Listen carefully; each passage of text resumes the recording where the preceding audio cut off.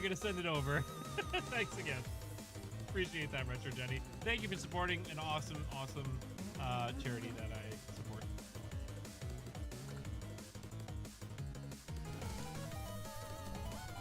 Dong dong dong dong dong dong dong dong dong dong dong dong.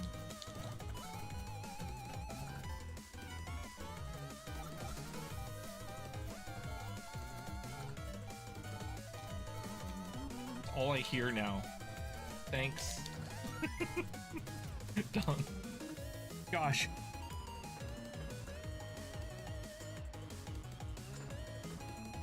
Oh my gosh, thank you whoever did that.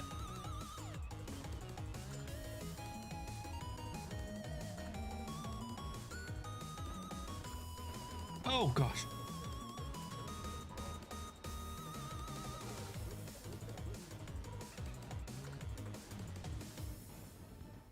Happy holidays. Thanks, Josh. Oh, right trigger and left. Oh my gosh, right there.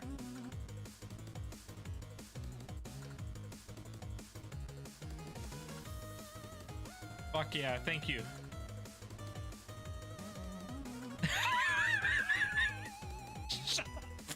Shut up! Shut up, everyone!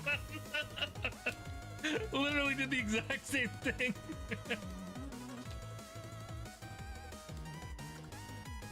Oh my gosh!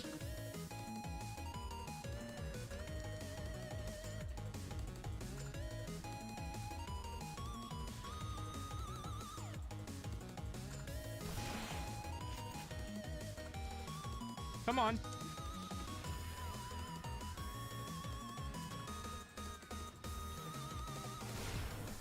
Oh! I hit the go or the pause button at the perfect time there. Oh, we get to talk again, so we technically didn't talk the last time. That first time you talked about the last time. Oh, it's so confusing. Oh, one propeller dude. Hey, are you from Titanic?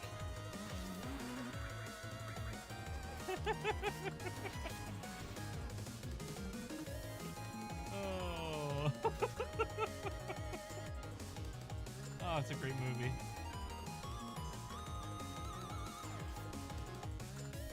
Weird.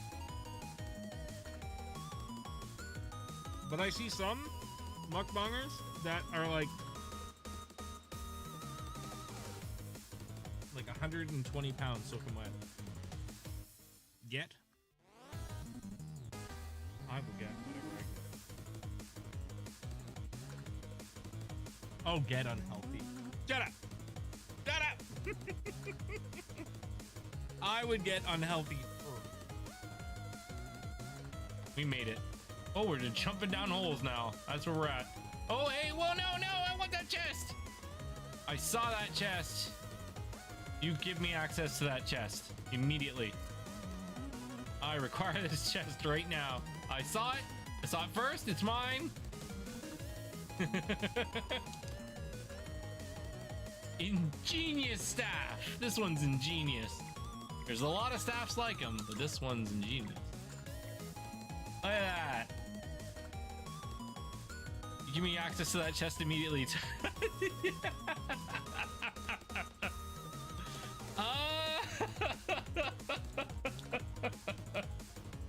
That would be a PR disaster.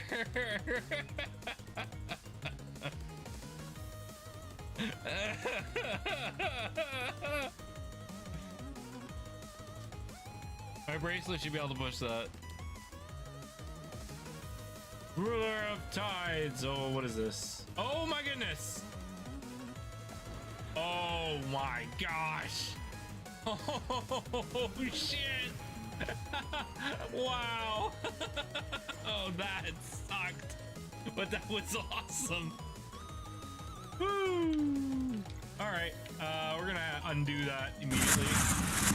Yeah, heal. Yeah, a little bit.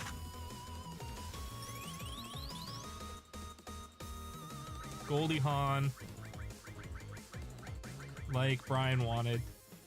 First try. Thank you, Adam. Yeah, we did it. Call her Goldie. Yep. Thanks, Toothwave. Yeah, that's how it goes. Yes, we did it. We did it, folks. Gold chocobo, just like that.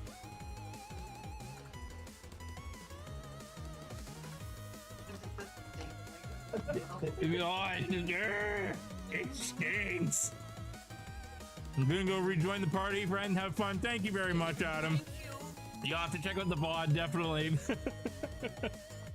Oh my gosh, have a good night, man. Thanks again. His cheek is screwed for the next 2 days. Yeah, right? Adam. He's at a birthday party. He's at his birthday party. Don't get another shot like that. He's in phase 2 already. Interesting.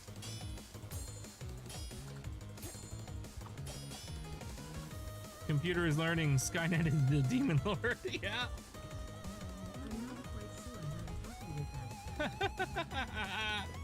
Thank you, computer. Oh my gosh.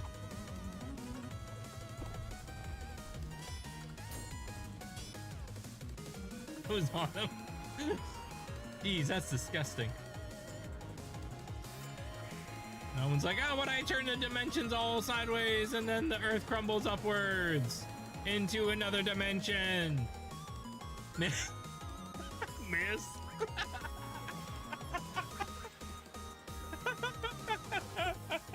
Of course it misses. The most epic attack completely misses. Force Awakens, which is kind of crazy, man, when you think about it. Oh boy. Oh. Got water underneath him? Oh.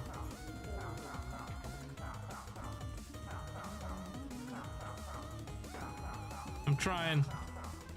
Yeah, I did the thing. No, then I failed the thing. Oh boy. Bum bum bum bum bum. Oh my god. Can't be worse than Sunday. No, I was in worse condition Sunday for sure.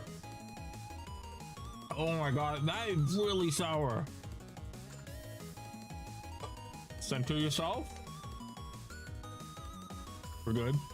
All right, all of the sugar coating is gone now. They warned not to eat more than 2 in a day to avoid damaging your. Yeah, two is the limit. And this, I can't believe he wasn't banned. Like, was he banned for that? Like, how the?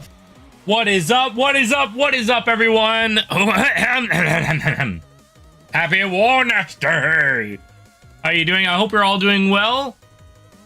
It is Wednesday. It is new game day. It is Mortal Kombat Day. Hello and welcome, Geek. How are you doing? Hello and welcome as well, Adam. Thank you very much for being here, buddy. I'm gonna do something quick. It's gonna get kind of weird and quiet in here for.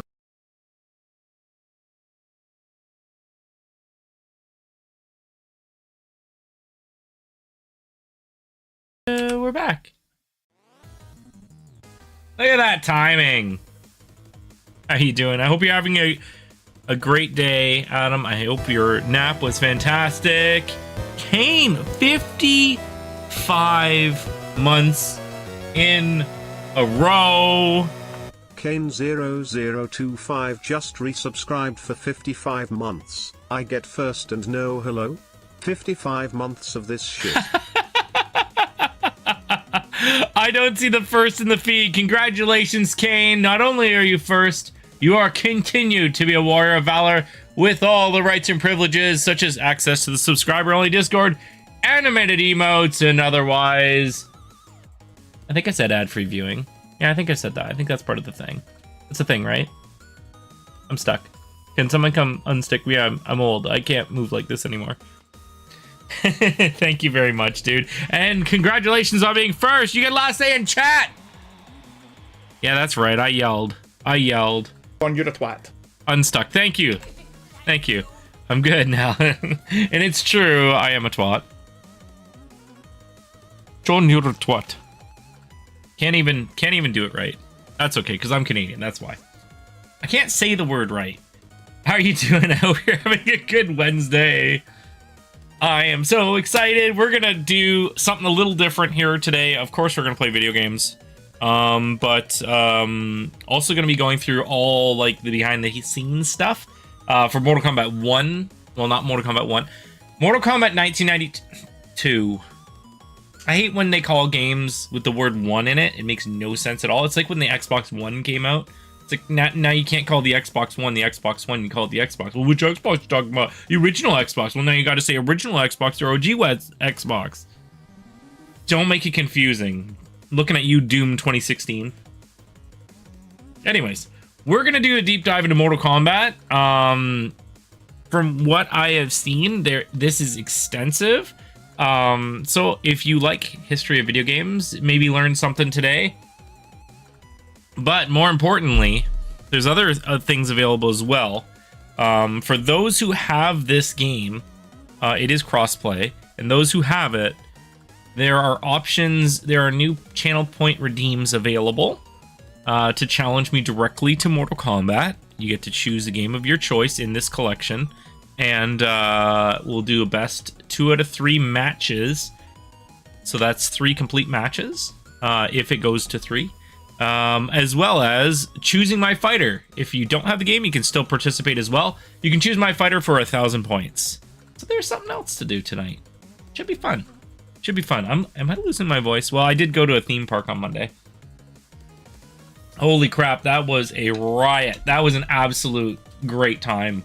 Went on so many gigantic freaking coasters. Oh my goodness, that was impressive. Impressive, you boob. It was spectacular. Appreciate your apology, geek. Hello and welcome, gamer. There's someone here that needs to speak to you.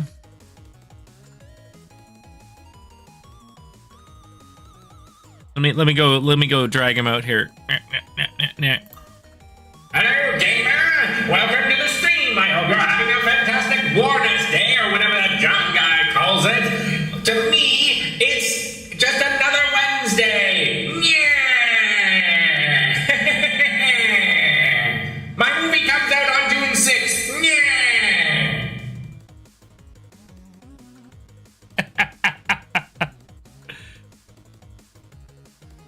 Exactly, Kane. You put him in timeout if he gets out of line. I was hinging on it, but we'll move on. We'll move on. Awesome. Thank you for being here, and thank you for the redeem, gamer. As I was explaining, I'm not sure if you caught that there, but yeah, we're playing Mortal Kombat Legacy Collection tonight. We're doing a deep dive into the history of Mortal Kombat, and yeah, for 1,000 channel points, you can choose my fighter when I do that, and if you have the game yourself, you can challenge me directly to Mortal Kombat for 25,000 points, and we'll do a best 2 out of 3 matches in any one of these games on this collection here.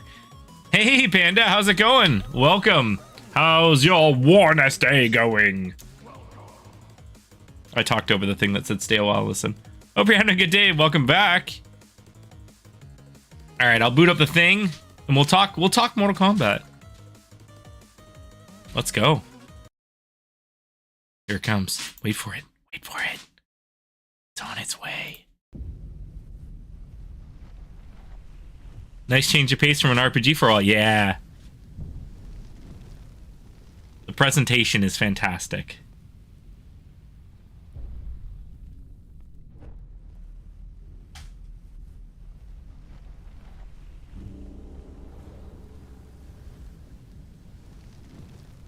You've been chosen to represent Earth in Mortal Kombat. Be warned, although your souls are protected, your lives are not.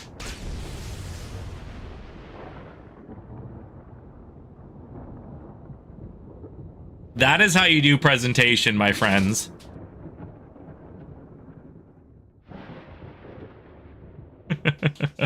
Pretty good, just chilling and waiting for a few friends to hop on, schedule one later. Oh, nice, nice. Hey, Josh, how's it going, buddy? I know you got this game.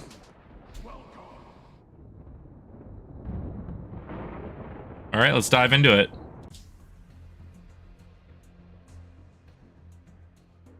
This is my first time turning this on, so we're gonna have a quick look. This is like gonna be more observational, extensive.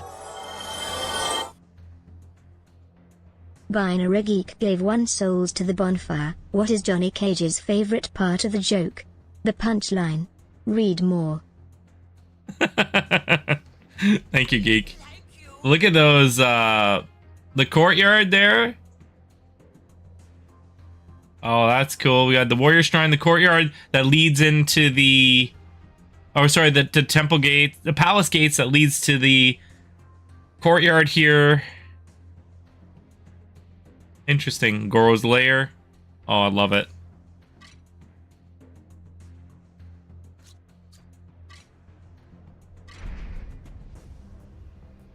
All right, guys, we're going to get right into it. I'm going to see if I can put, actually, I'm going to see if I can put on subtitles.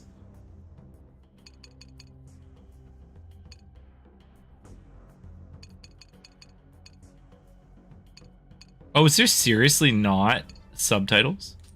Oh, ew. Full. Yeah. Windowed? There we go. All right.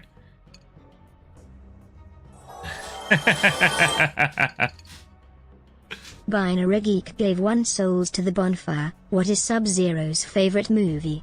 Frozen. Thank you, Geek. All right, I guess we don't have the option, so we're gonna start here from the beginning. This is the origins. Ready? Let's go.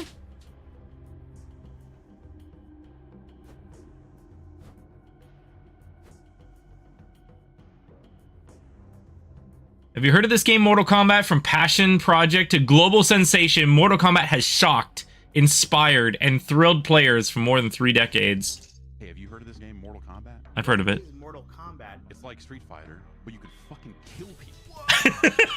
You can fucking kill people. You said it right. The first game truly was like an expression of who we were at the time, the stuff that we consumed growing up as kids. And we just threw it all into the game. You know, there was no template to how to make the games. There was no instructions, just winging it. Man. Before. I didn't know how to do it. We were just kind of making it up. Hey, it's Dan. We were just a bunch of knuckleheads doing So many names. we wanted, and we were happy. Say it all with us. Mortal Kombat.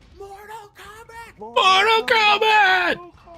It is simultaneously The first game shows Nightwolf, yeah. like Street Fighter, It's the beginning. Johnny Cage. Scorpion, Sub-Zero. Sonya. Round 1. Fight.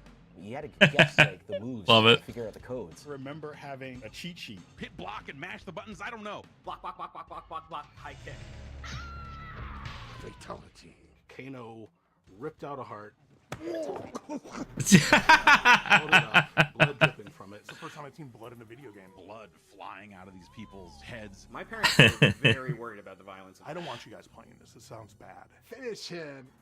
The game narrator instructs the player to finish his opponent.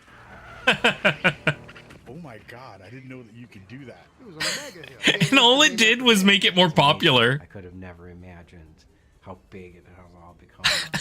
It was, is, and always will be a fighting game for everyone. It's funny to think that it all started from like 4 guys in Chicago that just wanted to Just make a saying. cool martial arts game. And those people.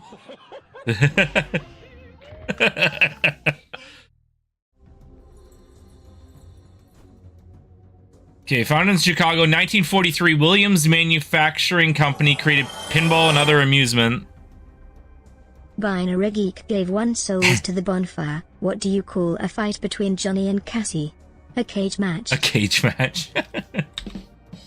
Thanks, Geek. Williams Electronics Division helped usher in the golden age of arcade games with titles like Defender in 1981 with Joust and Robotron 2084 arriving the following year. So there's a bunch of stuff I know as well. I have dived very deep into this stuff. I don't want to spoil it, so we're just going to have a look. But here are 3 of the games they're mentioning here. Anybody play these games? Because, like, Defender was a fucking tough as nails horizontal scrolling shooter like where you got to control which direction you went in, and there was like UFOs that were like that would abduct your little people, and you had to like save them.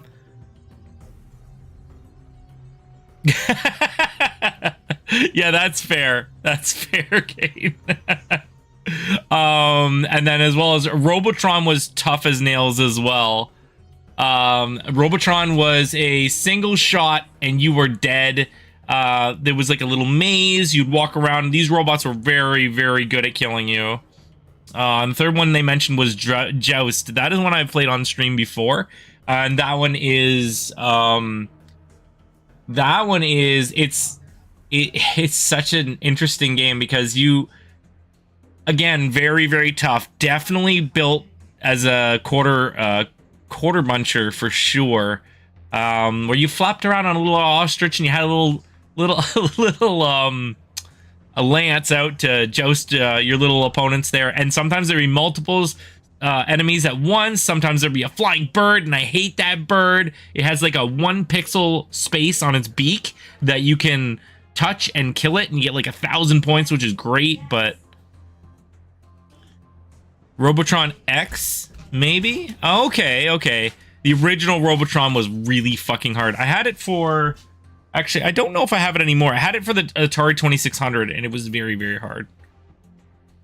Joust drove me mental. Yeah, Joust was insane. Oh, okay, here's a better look. Oh, that's cool. This is, here, let's get rid of the, how do we hide this? Yes, there we go. So that's both the, can we hide the, oh, we can't hide the words. So that's both the tabletop version. So the one on the left is like your pub style cabinet. So you'd have like stools on each side. Thank you. I gotta stay hydrated. Thank you, Brian. Drinking out of, oh my gosh, we're zooming in. Drinking out of the skull of my enemies tonight. Cocktail cabinet? Yeah, exactly. Oops. Can I? Oh, I can. Yeah, so that's this one here I'm talking about here. Yeah. Oh, those are so cool. My dad's friend had one of those, and it was a modified Pong one with multiple paddles. It had like, it was like soccer almost. It was like 5-on-5. It was really cool. And he had that little, see that red square there? If you can see it, there was the coin return and the coin slot there, and he just had it open, and you throw coin in, and you get to play a game. Yeah, the cocktail cabinets were great. But yeah, there's your stand-up one there.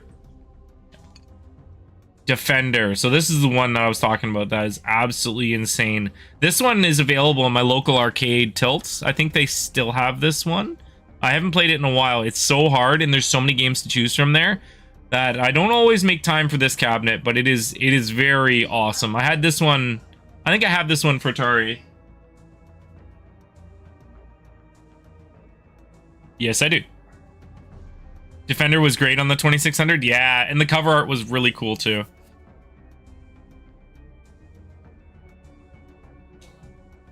Okay.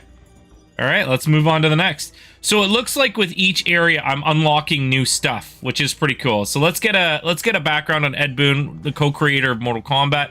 Chicago native Ed Boon joined Williams fresh out of college in 1986, starting his career as a pinball programmer alongside some legitimate coin-op legends.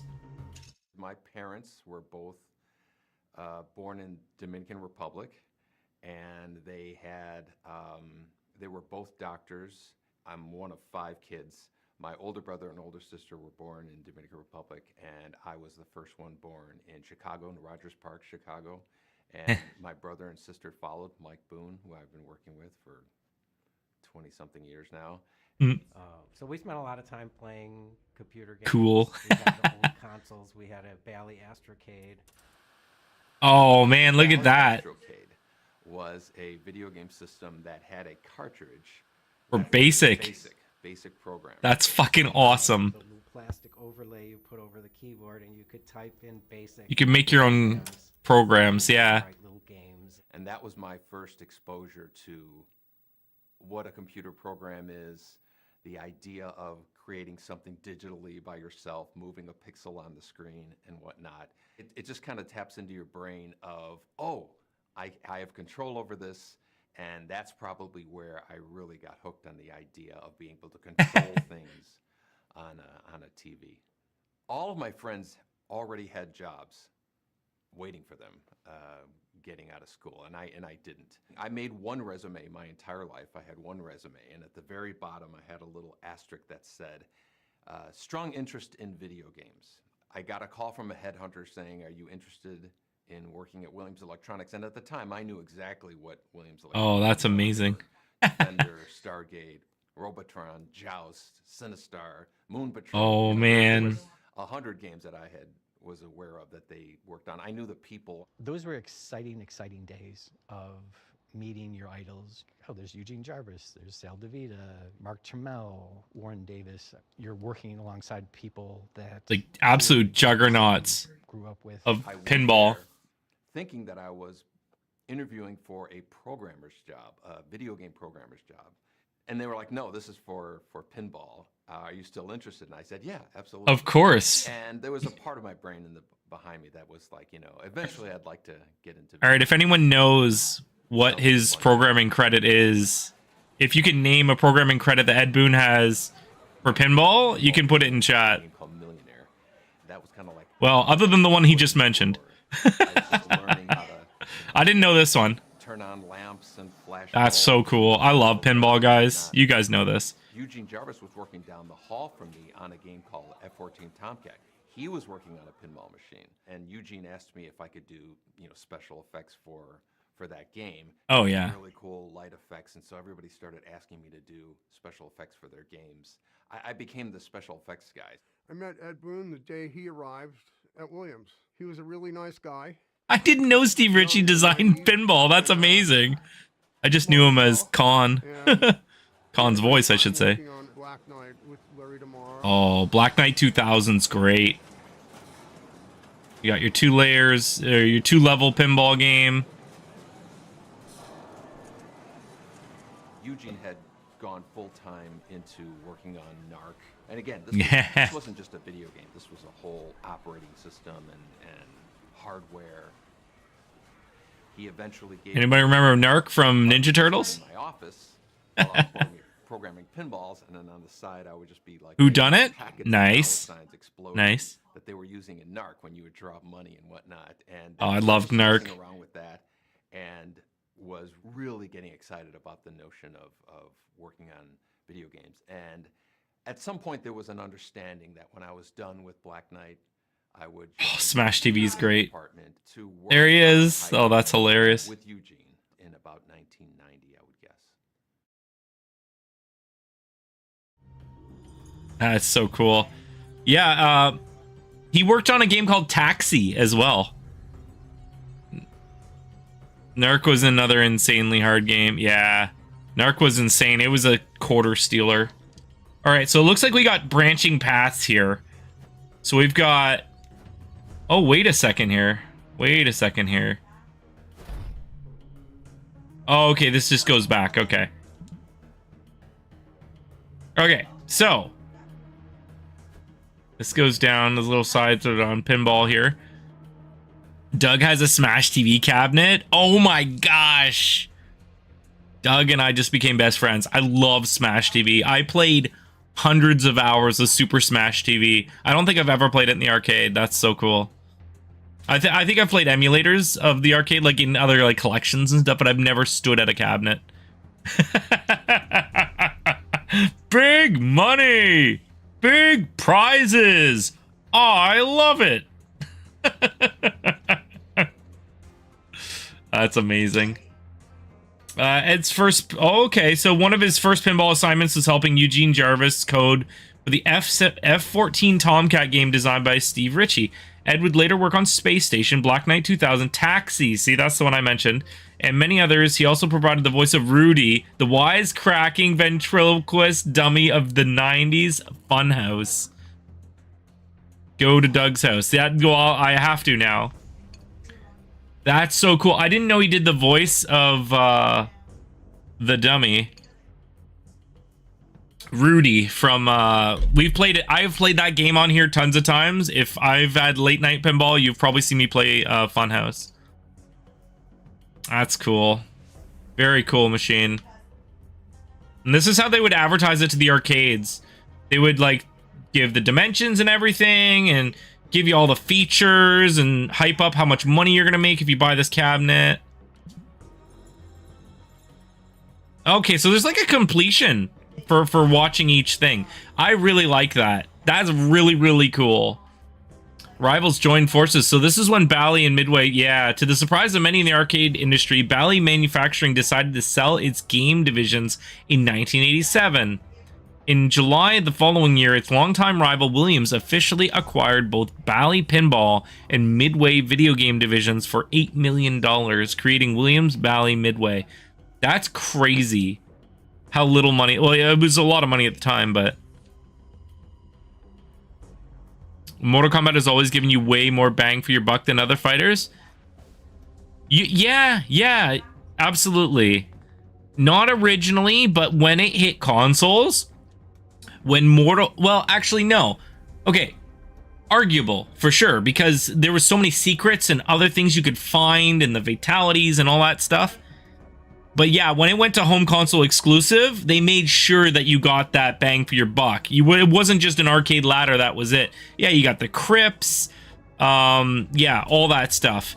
There was even, I heard a conversation yesterday that was talking about the crypts of having a, Maximilian dude was talking about this. He had this great idea. He said, because Ed Boon put on his X account last week, he put out a poll. What do you want us to redo first? Do you want to see Mortal Kombat Shaolin Monks remastered or Mortal Kombat 9 remastered? And Maximilian said, make MK9 and then save the Shaolin Monks thing and make that a crypt game. Make it like that's how you explore the crypt, is by playing a game like Shaolin Monks. And I'm like, that is genius. That is fucking awesome. MK is part of the wide, yes, along with Night Trap and Doom. I think it was before Doom. Maybe Doom was mentioned there. Shaolin Monks was a lot of fun, for sure. We're gonna see it though. We're gonna, oh wait, is there, it looks like there's a branch upwards. I can't go up yet. Okay, so we'll have to wait. Okay. Yeah, there's no arrow there. Okay, so Narc.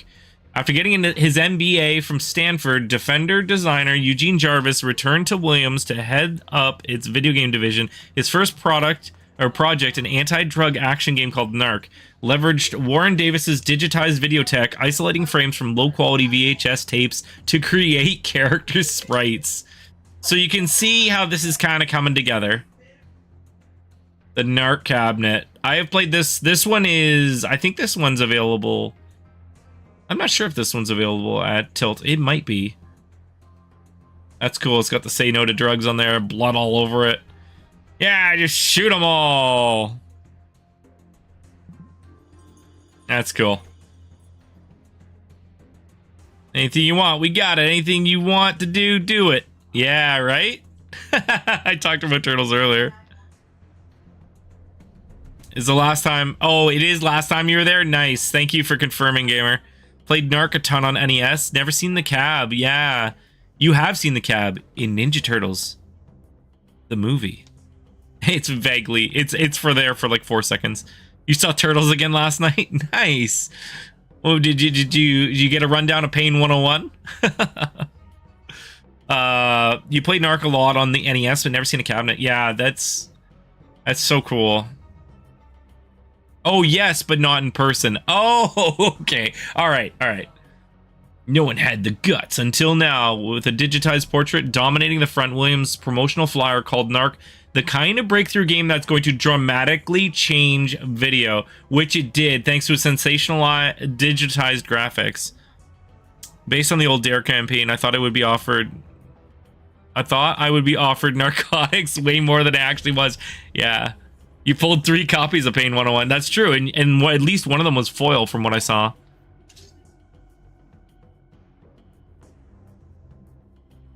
You saw all kinds of turtles when you were pulling magic cards last night. Oh, that's cool. Oh, I love the detail, how much you can zoom in on this. Yeah, it was one foil. Cool. Narc brings to life sensational, digitized graphics that are a technological leap ahead. Impact will be to redefine a state-of-the-art coin-operated amusement game, entertainment, collections everywhere.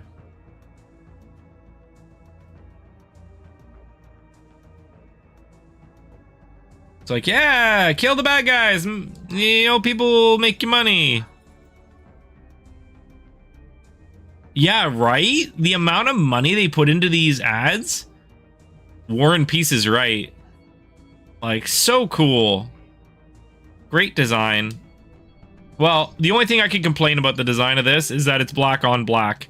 And black and red is, it doesn't really... Because they've got the white in there, it breaks it up, which is nice, but reading black on red is terrible. But yeah, having the black cabinet on the black background, it's a little harder to see. You don't see the outline of the cabinet other than the front, but accenting it with red was a good idea. You miss GamePro and EGM when you see stuff like this? Yeah. Yeah. All right. Video games get real. Early video game graphics offered abstract expressions of real-world objects and simple sprites of cute characters. Replacing those sprites with real-world objects or humans was a leap many at Williams were eager to take. The ashes of the video crash were still smoking a little bit. The whole industry, both console and arcade and everything, we'd been rehashing the same simple, character-based games and Joust. Character art. At this era, the Japanese were really dominating things, and they had just amazing artists, and we really didn't have that resource in the U.S. And so it was, how do we compete? Bubbles. Well, why does everything have to be some kind of fantasy or, men in tights or little cute characters running around? Yeah, there you go. Why can't we get Dirty Harry for the arcade? It's like, and by doing live action, we don't need all these animators. Technology was moving and digitization was starting to happen. So Narc was kind of born out of that.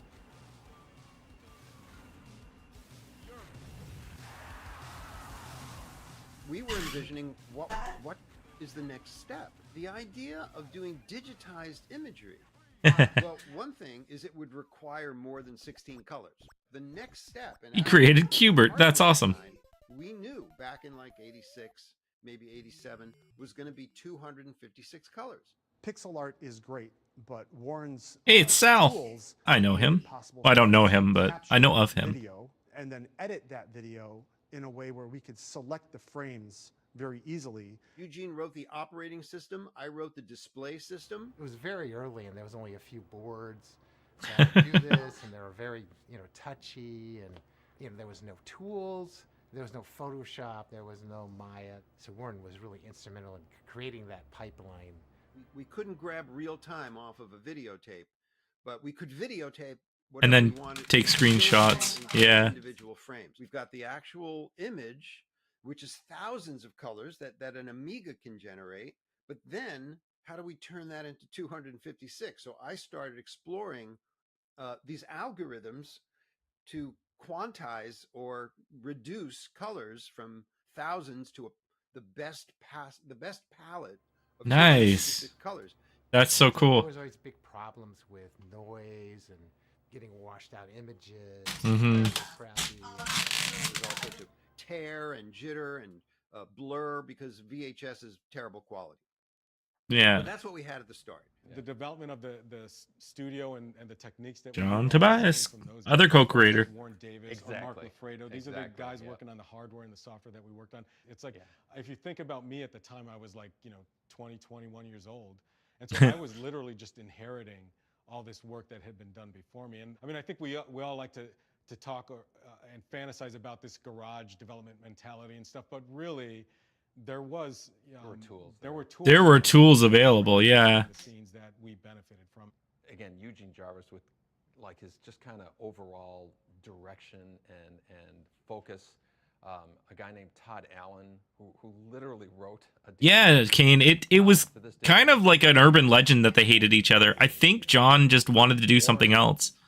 He made it possible. Like if Warren didn't do what he did, I don't know if we would have been able to have done Mortal Kombat. And yeah, and Warren was Or maybe he around. agreed to Whenever bury the he wanted hatchet. anything else, the request came No, in. I don't think so. I think they were fine. And talk to him, and to be like, yeah, okay, give me a day. I'll have that for tomorrow. And it's like, What? tomorrow? Okay, great. Besides being an amazing programmer, That's crazy. creating Qbert and you know, working alongside of him and just being like friends with this idol of yours was just really overwhelming. He's one of my favorite people in the world.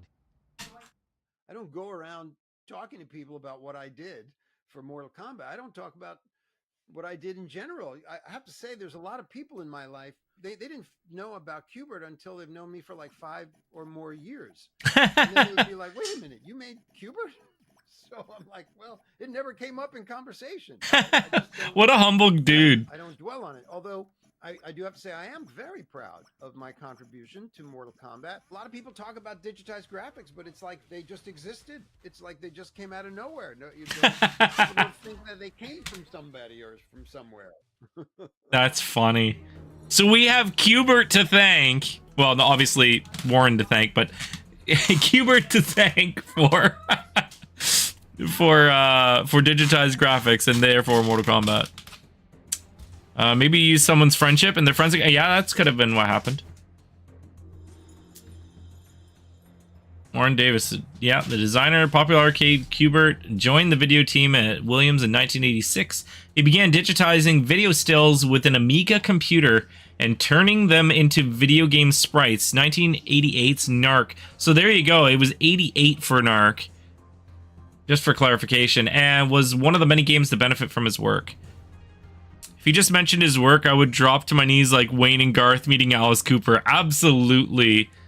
Qbert was such a cool, it was revolutionary sort of, well, not revolutionary, but it was a unique 3D concept game. I know there were other 3D games. There was like Battlezone and stuff like that before, but okay. So the builder, programmer Todd Allen joined Williams' video team in 1987, creating development tools for Williams artists and programmers.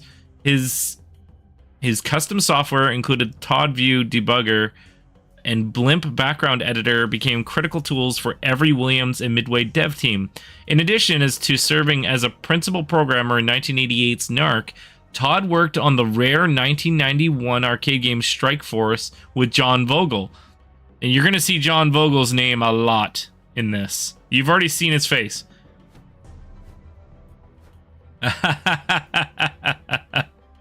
Do you guys remember this game? Pit Fighter. Atari's first arcade fighting game, Pit Fighter, would use digitized sprites as its primary characters 2 years before Mortal Kombat was created. Midway's designers were aware of Atari's brawler, but didn't use it as a source. They found more inspiration in action movies. Oh, it's so bad. I remember it's trash.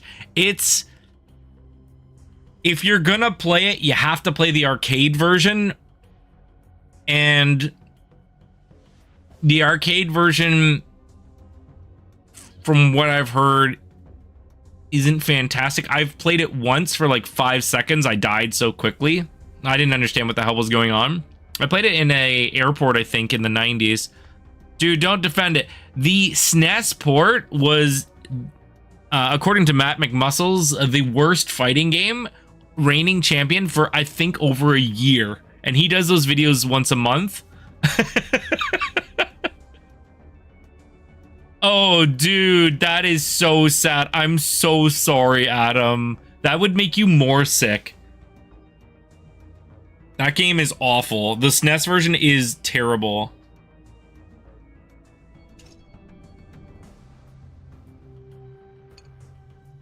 Y'all remember Kato? I remember Kato. No, we don't remember Kato. But he was a character. They had very generic heroes in that game. I really remember that. Awesome, dude. That's what tonight's about. Memories. Sick and sad. Look at that. See, in the SNES version, there wasn't really a crowd that you could see. It was like kind of blurs, and then, well, like silhouettes more. But there weren't even weapons. Like, there's weapons in the arcade, like getting bashed in the face with a box of the lobster trap. And then you would get piles of money for winning that would be stacked up underneath this forklift or whatever. It's kind of funny. This guy looks like a hilarious like football player. Like he's got like the it's hard to see in this image here, but he's got the black lines under his eyes. Holy crap. He's like, I don't hurt me, lady. Maybe he's not saying don't. I don't know. But that was Pit Fighter. A very a pivotal piece, building block. Not the Pixel Dom, yeah. High Impact Football. Ed Boon's first video programming project was the 4-player football game High Impact, designed by Eugene Jarvis. He was talking about him earlier. High Impact Football promised the energy and strategy of a non-stop highlight film, thanks to its digitized player graphics. I have not played High Impact Football. I've heard of it, but I've never played this one. Pretty damn convincing. That's pretty darn cool. You got your classic matchup between Chicago and Team Africa, apparently.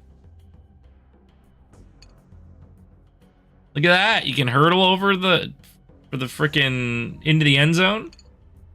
I love that.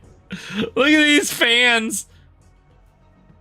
Or at least the fans on the right. We got Joe Sixpack. I love it. I love the irony. I love that. And Manic Max. It's like an early design for Douchey McStupid. I won't say his name.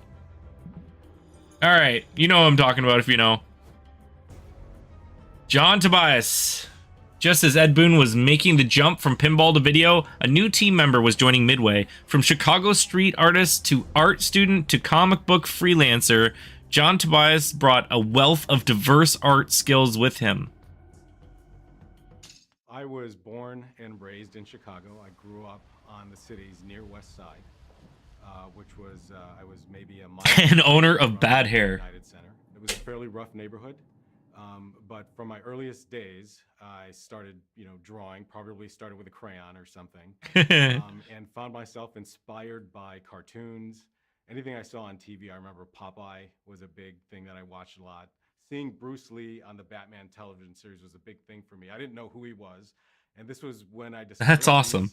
This thing called a martial artist. That was the birth of my kung fu consciousness. Whenever Oh, I man. a TV show that excited me, or Thank God for something that Batman. excited me, the first thing I did was draw a picture and try to retell those stories as comic books. For some Oh, that's reason, so cool. The difficult thing for me was to find stuff to draw on. Paper was at a premium, so whenever I could get paper, I would draw on it. I would draw on the backs of things. I'd draw on magazines, whatever I had. Paper seemed to be expensive.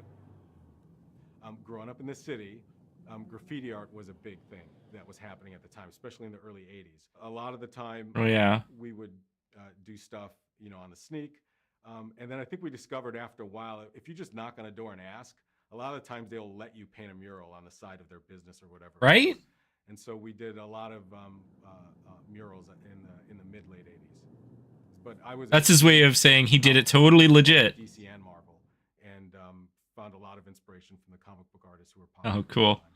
And so, of course, it was my dream to illustrate comic books, and eventually actually got a job doing it, and used that money to kind of pay my way through school. Most of the work I did was for a comic book called The Real Ghostbusters, based on the cartoon that was out at the time. Oh, that's I was amazing. still, at I the didn't know American that. Academy of Art, so I was still in college, and I was still illustrating the Ghostbusters comic book.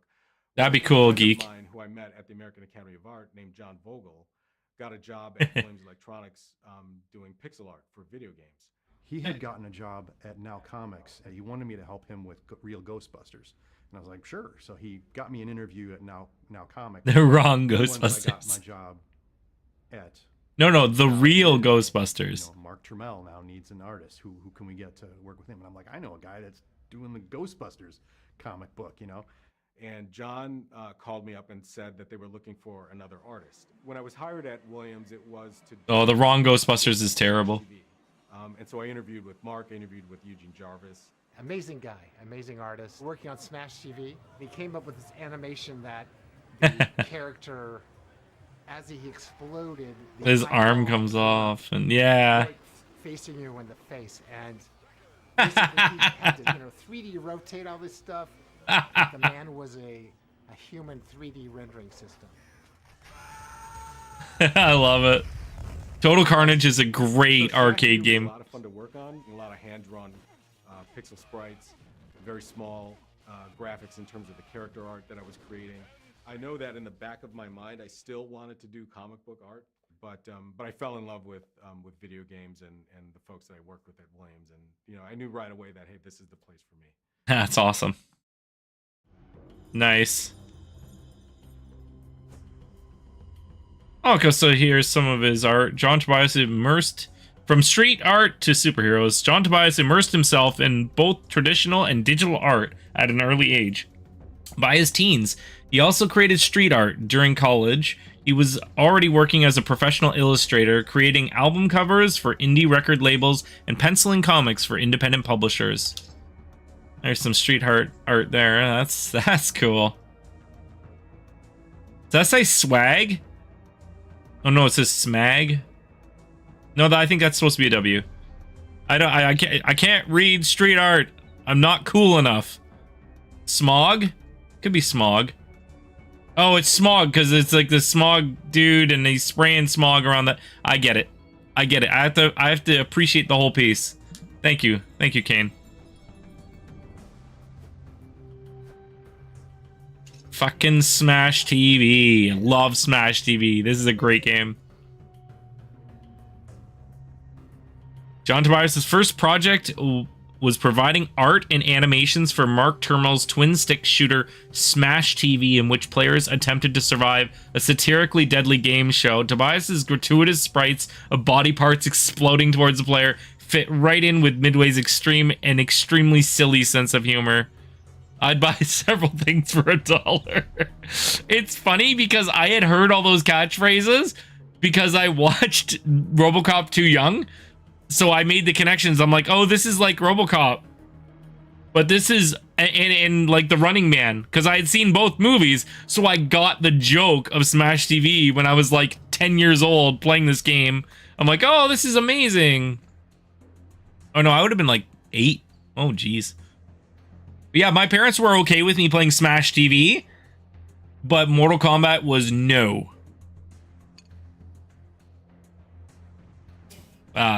John Tobias is for. Oh, okay, we already talked about that. Yep. Oh, that's so cool. So after each level, you get a little bonus, and it shows you how many prizes you collected. So many VCRs.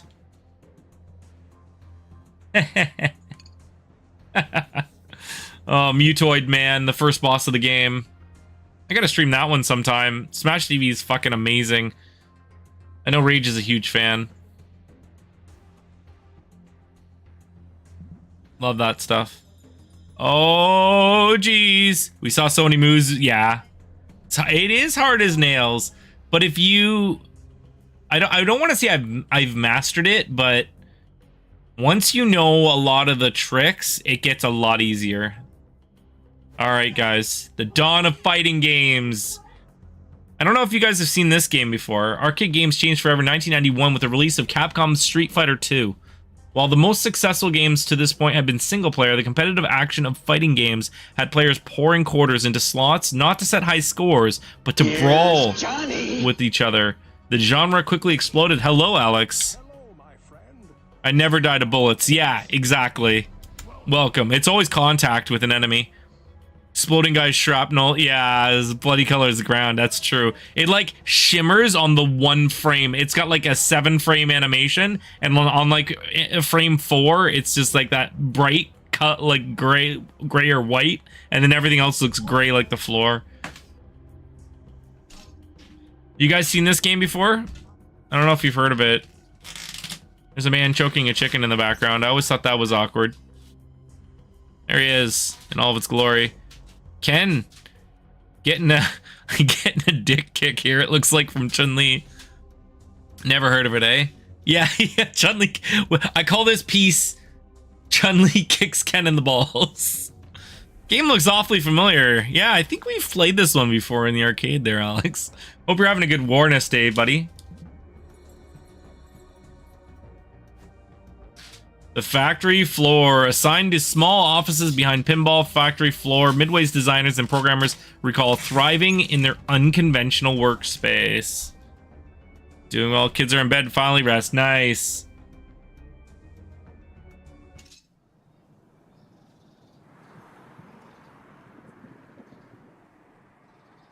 North California Avenue went back to the 40s.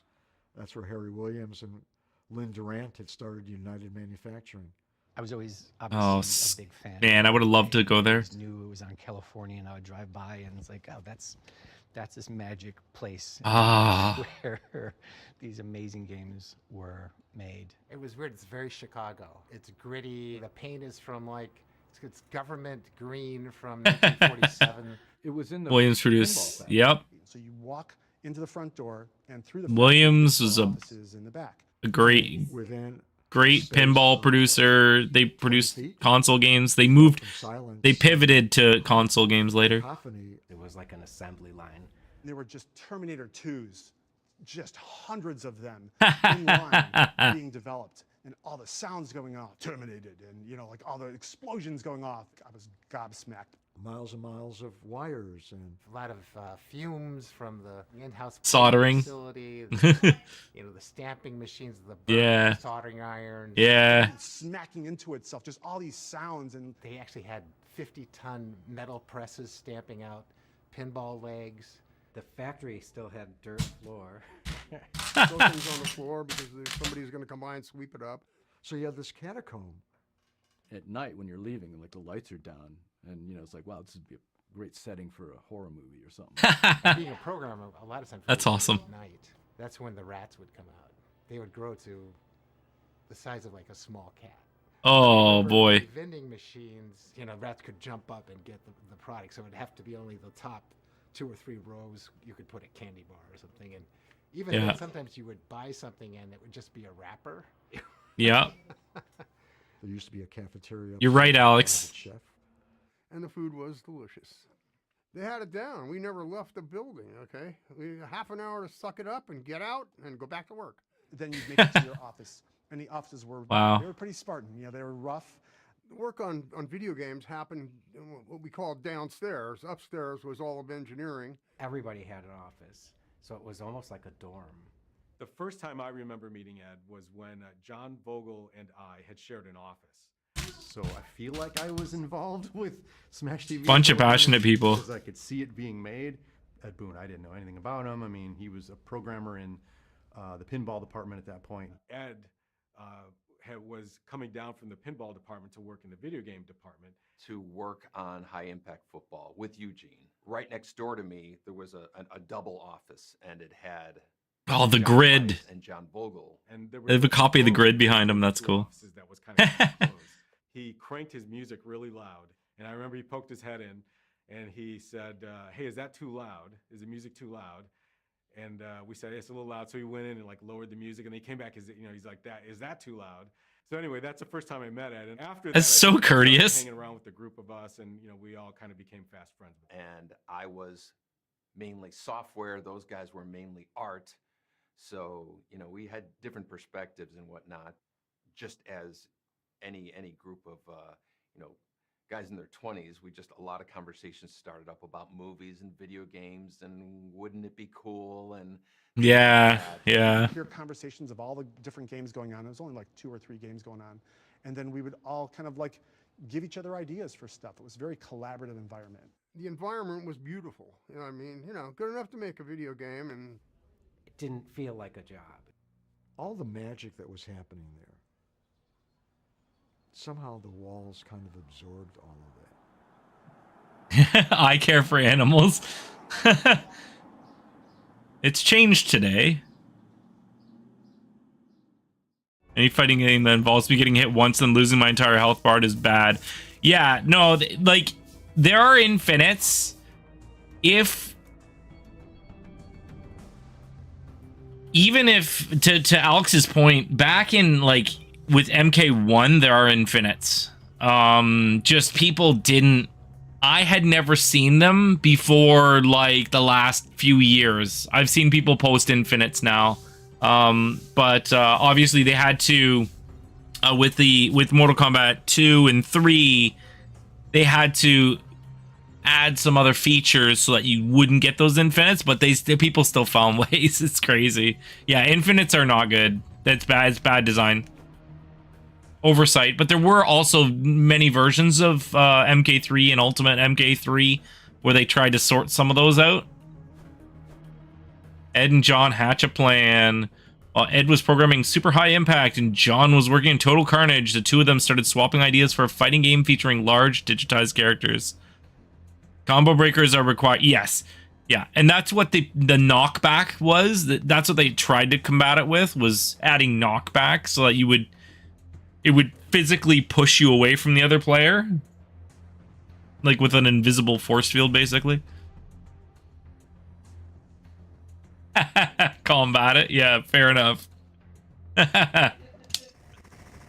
Total Carnage is great. I love that game. At that point, John was finishing Total Carnage, and I was... It's basically Smash TV with a different skin.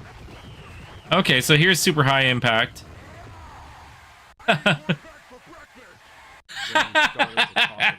That's fucking amazing. I think the initial conversation was about, hey, wouldn't it be cool to do a one-on-one fighting game? John and I were talking about a game called Street Fighter, who had really big characters. The thing that stood out for us about Street Fighter was they had really big characters on the screen. Look at the animation. Still to this day, I really like it. Tiny character sprites that I had done in the last 2 games. And we were saying, how cool would it be to have our digitized characters? Street Fighter was kind of fantastical hand animation, beautiful stuff, but their vision was, let's take this photorealistic system we have now and have a photorealistic fighting game.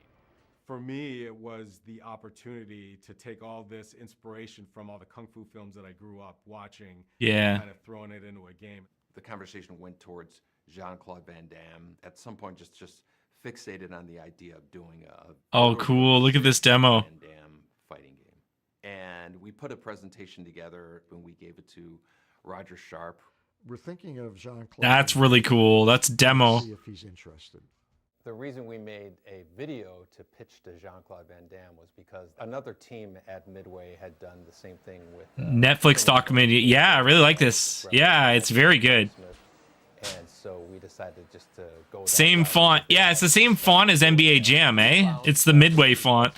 And we basically grabbed a number of frames from Bloodsport, getting into a fighting stance pose, and we put the power bars and we kind of mocked up what a that's so cool screen. And again, just to give him the idea of what the game would look like, how he would be the star, and how realistic the graphics would be. And I reached out, and it wasn't a no. Whether or not things didn't happen quickly enough, I don't think that it was ever like a door closed. John and Ed thought, Roger, just forget it. Because I think we just kind of left it. So that was just kind of like the way that you would pitch an idea. But as far as to management, my recollection was that we never gave a formal presentation. Street Fighter was really big, and when we said we want to do a fighting game like this with our graphics, there wasn't much convincing that needed to be done. It was, yes, that obviously is a really cool idea. I thought it was a fantastic That's idea. great. That That's great. Finish Total Carnage, and I know Ed was still working on High Impact.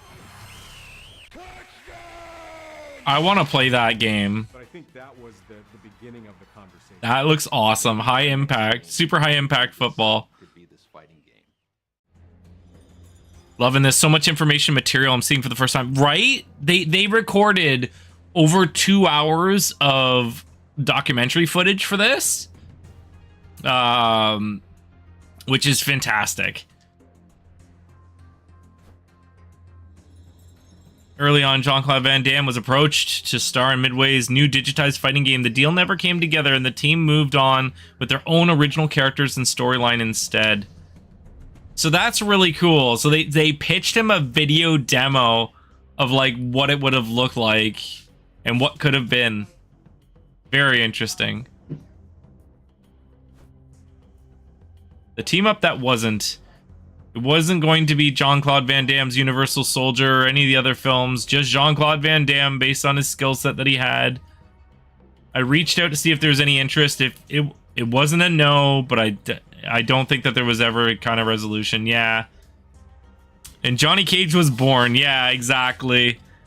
Price is worth it alone for the documentary. That's the thing that I was trying to sell people on for it, was like, there's a lot of content with a K.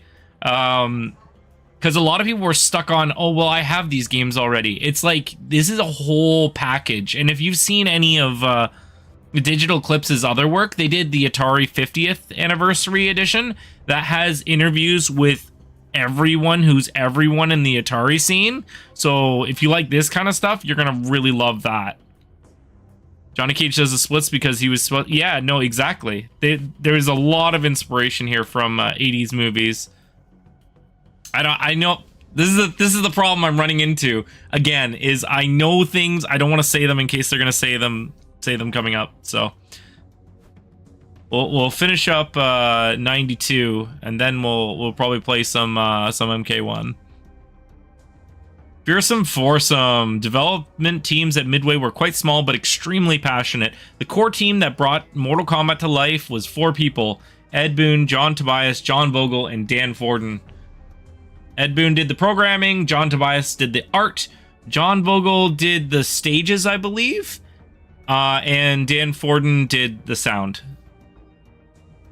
The team on Mortal Kombat 1 was 4 of us. My name is Ed Boon. I'm co-designer and programmer. My name's Dan Forden, and I do sound and music. John Vogel, background special effects. John Tobias, and co-designer and lead artist. There was other sort of support staff, but that had to do more with like the cabinet and the wiring. A team being composed of, I think, 4, 5, 6 people was not uncommon. You were in one of 2 categories: programmer, designer, or artist, and that was basically it. 50th is great collection too. Yeah, cool. Rock band or something, just a very few number of guys. It sounds like a rock band. We all had our own jobs to do, and we'd fight with each other, and we'd hang out with each other and go see movies with each other and stuff. And certainly when I started working on Smash TV, it was myself, Mark Turmel, and I think there was maybe one other programmer at the time, and then Eugene Jarvis eventually came on. Partly it was just the simplicity of the games of that era. Oh, Joust. That's what I was talking about. That hand that grabs you. 8-bit And Robotron. pixel art that a lot of Oh, sorry. I was thinking of Berserk. Robotron is wild too. Very similar. A lot of people think that somebody up high says you're going to make a fighting game and you're going to call it Mortal Kombat and it's going to look like this, and then we go okay and do it. That's not how it worked at all. It's a bit of the Wild West. There wasn't rules. There wasn't any. Well, this is how you make a video game. Everybody made it differently, and as long as cool new stuff was showing up on your screen every once in a while, Jester. Peek their head in. Oh, you got fatalities going. Good job, and then they'd leave, and you just continue with it. Oh, Kano! Kano, we miss you. How you doing, buddy? Good to see you. Happy Awareness Day. So loose back then. There wasn't really a workflow. It was like, hey, we need to get something done. Just do it. It was just like, yeah, let's try this out, and see if it works. And I think maybe a part of it was also that I wasn't conscious of might have been to keep costs down. I know what my salary was at the time. I don't know what Ed's salary was, but I have to believe that the development of MK in terms of the cost of us had to have been, I don't know, not much. And I remember at the end of my Hope you're doing better than Kano. Yeah, I am. I was doing my Hope you are taxes. too. Dad was helping me do my taxes. Having a great time tonight. I was making $19,000 a year. He knew the hours I was putting in, and we did the math. And It's I was like pennies. Probably $2 an hour. Yeah. What I was making working at Williams, and I didn't care. I love the work so much.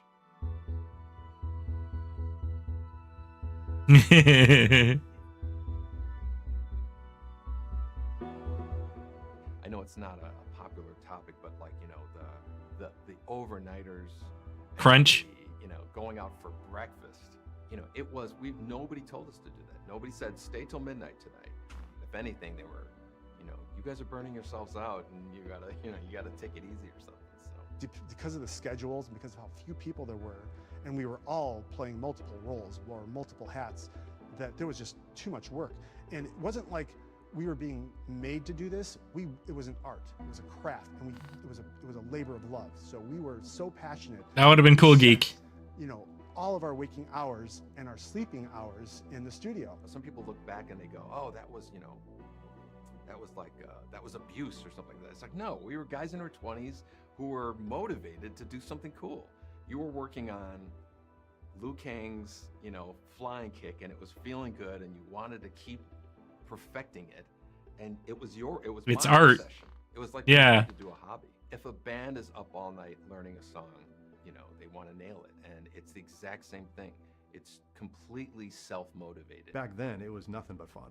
It was just Cool ball Dakota game. Well, the secret sauce was basically People talking about their passion. Yeah. Whatever we wanted, and we were happy. Yeah, that's amazing. That's the thing. It takes people that are talented and passionate to make things amazing. And this was definitely lightning in a bottle. But they had all the artistic freedom. That's the thing. You give artists complete freedom to do what they want to do, then you're going to get great stuff. And motivated, yeah. No, it's like, I want to do this, right? The first sketches, you guys are you guys ready to see some early concept art and sketches? That's why indies are the best thing right now. Yeah, touch of OCD for details doesn't... Yeah, no, for sure. For sure, you want to make it the best you can ever be. Early 1992, John Tobias began creating the now legendary Mortal Kombat cast with simple sketches in a lined notebook. The character would become Johnny Cage, is here under the original name Michael Grimm. There's a fact. Can anyone name a character that was supposed to be featured in Mortal Kombat 1 that wasn't? Off the top of your head. Don't search it. Just want to see how much of a know-it-all I am. That's true. My mother was not available for Mortal Kombat 1. Yeah, she was out of province at the time, so no, she wasn't available. 2B, yeah, 2B wasn't there either. You'll see. You're gonna be surprised. There's some good surprises coming. So Liu Kang, hero, protagonist. Michael Grimm. So that was gonna be Johnny Cage. He got his name changed from Michael Grimm to Johnny Cage. Curtis Stryker was supposed to be in the first Mortal Kombat as the Skeptic. Scheduling conflict with my mom and the yeah, exactly. Kano, the Trickster. Ninja 1, the Hunter. Ninja 2, the Hunted. So those obviously became Scorpion and Sub-Zero respectively, where Scorpion being the Hunter and Sub-Zero being the Hunted. Gungoro, Threshold Guardian. So that would become Goro. Get over here! Yeah, there you go. There you go. Shang Lao, Shapeshifter Antagonist. And Kitsune, the Herald.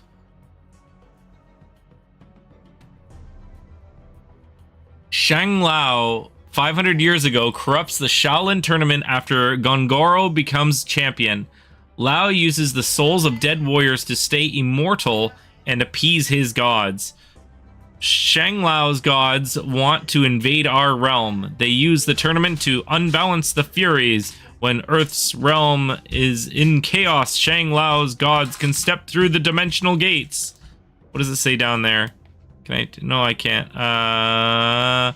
Shang Lao's island. The tournaments are generational, or every 100 years is the idea. Shang Lao's island is the gateway. So not much changed from that. Some names. Can I zoom? I thought I can hide the control. Oh, I can hide the text. That's not listed. Oh, it is. It's just not. Okay, there we go. All right, cool. This is better now. Better late than ever. So Shang Lao. Is that big enough? To the world, he is a little-known warrior, ruler of an island fortress, and host of a legendary martial arts tournament. In reality, he is a demon of vast destructive powers. He was cursed by his gods and must drink the blood of true warriors in order to appease them. Unknown to most of the participants. The kumite is the means Shang Lao employs to obtain the warriors he needs for his unholy ceremony. Shang Lao's army, along with a small but powerful army of thugs and henchmen. Shang Lao also utilizes the services of Taoist sorcerers, their loyal monks, as well as various otherworld creatures. I hope these books are in a video game museum somewhere. I'm not sure.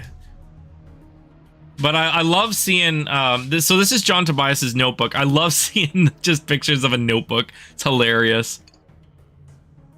All right, Lin Kuei / Ninja. That's a pretty cool design. It changed a lot, for sure. But some of those elements we brought back in later Mortal Kombat games, like Deadly Alliance for Sub-Zero's design. He had that medallion on his chest like that. That's cool to see. The actual identity of this warrior is unknown. However, based on the markings of his uniform, it is believed he belongs to the Lin Kuei, a legendary clan of Chinese ninja. Raiden. The name of Raiden is actually that of a deity known as the Thunder God. That's a phrase. It is rumored that he received a personal invitation by Shang Lao himself and took the form of a human to compete in the tournament. That is almost identical to the story that continued for the first game. Now we'll get into later where that changed, but that was the original story. Cool. Shang Lao. Raiden's design didn't change much. His hat's a little bit more pointed. All right. Ooh. Oh, that's just that big. It's already zoomed in. Okay. Michael Grimm, a martial arts superstar trained throughout his life by great masters from around the world. Grimm uses his talents of the big screen. He is the current box office champ and star of such movies as Dragon's Fist, Dragon's Fist 2, and the award-winning Sudden Violence. Sudden Violence. That's called, after a trip to Taco Bell, you receive sudden violence. Or a trip to Waffle House? Is that what the kids say? But that piece of Johnny Cage's backstory was continued throughout. That was mentioned in the comic, I believe, for Mortal Kombat 1, was sudden violence. So that stayed. I'd watch those movies. I would too. Absolutely. KO. Well, that changed a little bit. Similar design, though. Mercenary, thug, extortionist, thief. KO lives a life of crime and injustice. There's the first word. There, he wrote injustice. He was saying that in the future they would make a game called Injustice. I don't think that was Tobias was involved with that one. I don't know, actually. I would have to look into that. He is a devoted member of the Yakuza. So yeah, he looks like traditionally Japanese, which he was. Originally, Kano was Japanese. Yeah, see, that was changed later, Kane. That was changed way later. But we'll get into that once we get to 1995. Rokuro. So that is similar, very similar, but there's one major difference to what the final design was for this character. Rokuro belongs to a race of demon warriors called the Rokuro Kubai, Demons of the Dark. I wonder if that's like an actual translation, or they were probably just making shit up. I guarantee he was just making shit up. No, this is Goro. This is the design for Goro. So there's one major addition, actually two major additions. But you can see the high ponytail. You see the wrist guards and the oh, of course, right? He will use the tournament to restore the pride and respect of his race. Reported to be savage barbarians, Rokuro will use the misrepresentation against his opponents. That's my purse. I don't know you. All right, designing the legends. To make sure the characters stood out from each other on screen, the Midway team leaned into bold colors and simple shapes. Keep it simple. My job on MK1 was basically to do backgrounds. Like John would do characters, and I would do the backgrounds. Things were very simple back then, you know, like. Ho Sung Pak as Liu Kang. He would choose which frames he wanted to use, and then cut the background away from the characters, and that was his job, you know. Literally after we shot the footage, I think maybe that night or the next day, I started stripping frames right away. Oh, they would be so excited just to get things going. They hired local. Well, I'll let them tell the story. I think we probably taped more than we needed just to make sure that we got enough coverage. I remember after the Sonya's leg grab, having to say something along the lines of, you know, trust us, it's going to be really cool. The image was clear in my head. Sometimes we forget that it's not inside everybody's head. Okay, that's good. Okay, now once from the very Spandex. Early TV greatly improved. Yeah, for sure. Can you do that, or is that the beginning part? She should do it from the stance. Right. We were trying to get a film-like quality, but we wanted to just amp it up a little bit. And once we realized that pumping up colors really attracted people to our games, that was, you know, also our trademark. So they used bright colors like green. Oh no, the chosen one. That I did for Mortal Kombat was based on the limitations of the hardware. So I knew that we had a limited color palette that we could work with. I knew that you know, the pixel resolution kind of restricted what we were capable of doing. So bold colors, simple shapes would distinguish one character from another would be important. Raiden versus Raiden's brutal. Same with Kano versus Kano. Frickin' everyone versus everyone. Not different enough. That's better. That's better too. As you know, there were palette swaps of each other. It was all to save memory. You know, it was Yep. a very precious thing in our arcade games. And so, Scorpion and Sub-Zero. Oh, to freeze him and not uppercut is a sin. You know, John wrote this amazing backstory behind them, making them enemies, and that added to the mystique of the characters.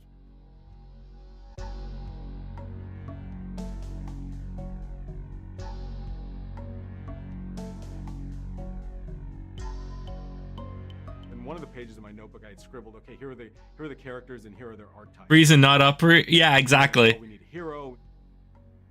We need a villain. We need a sidekick. We need all these things.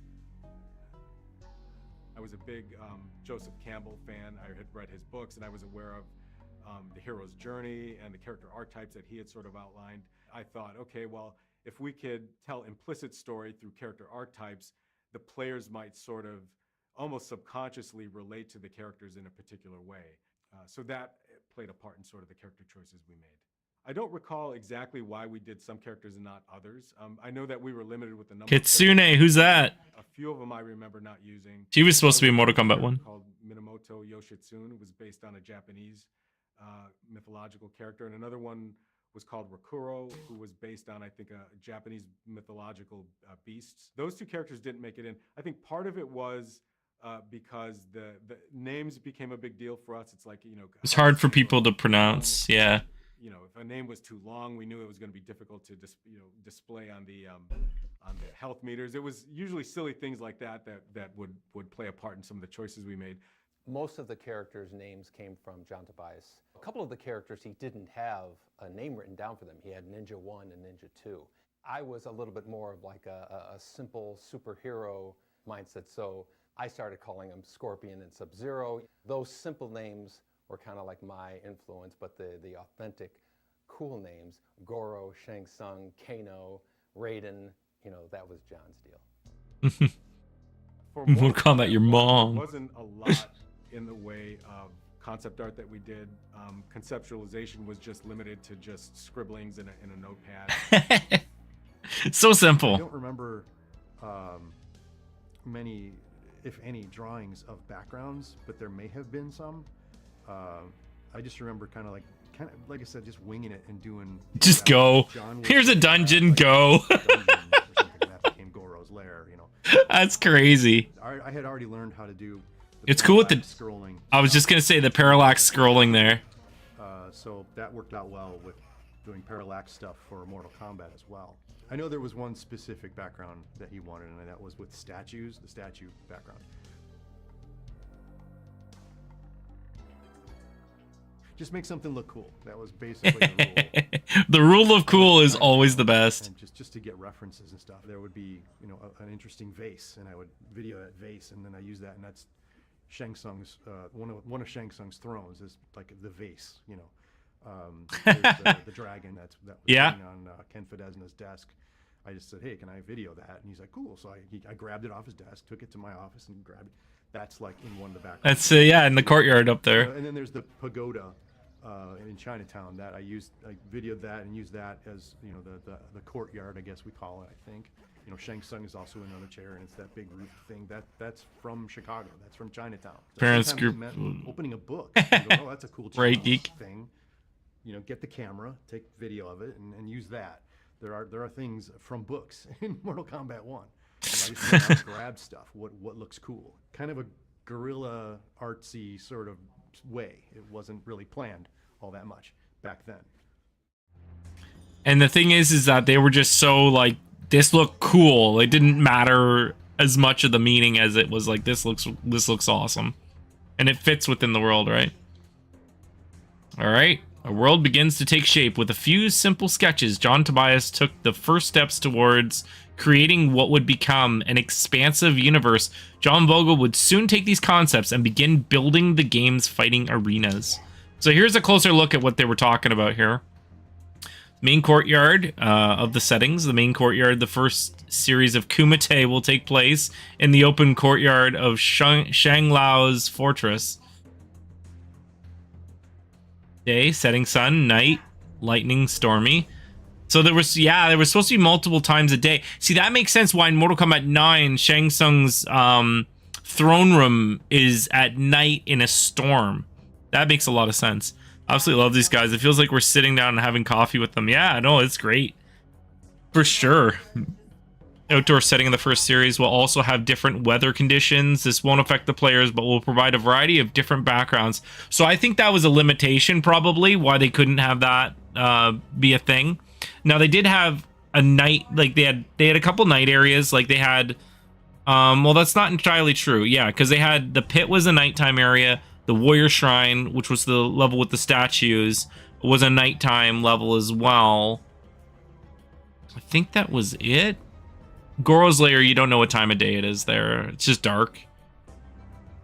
Outdoor setting first series will have different weather conditions, won't affect the players. The next two series of battles will take place within the palace, and the final encounter will happen in Shang Lao's throne room. So this had more of a story progression sort of vibe to it. Like you worked your way into the throne room from outside.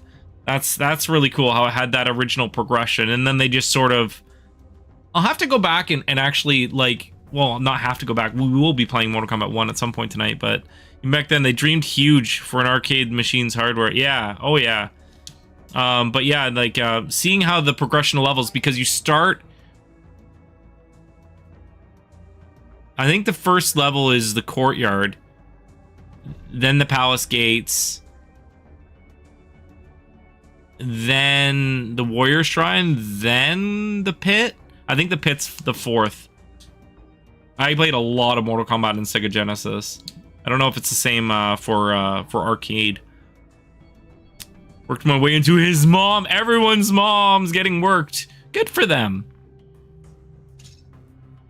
All right, openings. All right, here's some background on the characters that may or may not have continued to be true or retconned over the years.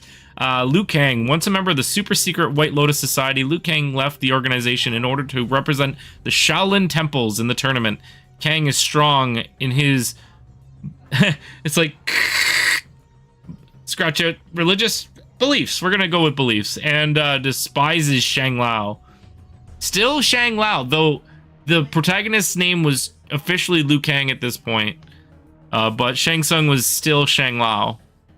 MK is very lightning in a bottle, as lots of the games using real actors were, and whatnot are are terrible. Oh, what's the ones that I'm thinking of the one for 3DO. What was that one called? It was just bonkers. Every character had like 4 fatalities. It was insane. Oh my god, yes. How's it going, Perry? We're reading through John Tobias's notebook for the creation of Mortal Kombat 1. How you doing? Tattoo Warriors is one of the blurst. Oh, Tattoo Warriors. I don't think that one was even released. Was that one? There was one of them that wasn't even released that was really bad. Yeah, Tattoo Warriors was the name of it. Headed to bed. Just want to say hi. Hi. Have a good rest. Thanks for stopping in. We're geeking out tonight, MK style. Hugs and kisses. Love you. Have a good night, man. Grim. So this is Johnny Cage again. So his name wasn't changed at this point yet.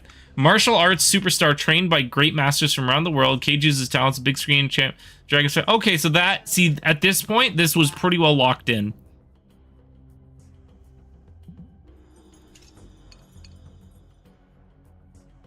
Actual name of the identity of this warrior is unknown for Ninja 1, the Lin Kuei ninja. However, based on the markings of his uniform, it is believed he belongs to Lin Kuei, a legendary clan of Chinese ninja. Ninja 2, shrouded in mystery, the true identity of this ninja is unknown. He has shown signs of distrust and hatred towards the Lin Kuei, a clear sign of opposing clans. So it was left a little bit more vague in this first draft here.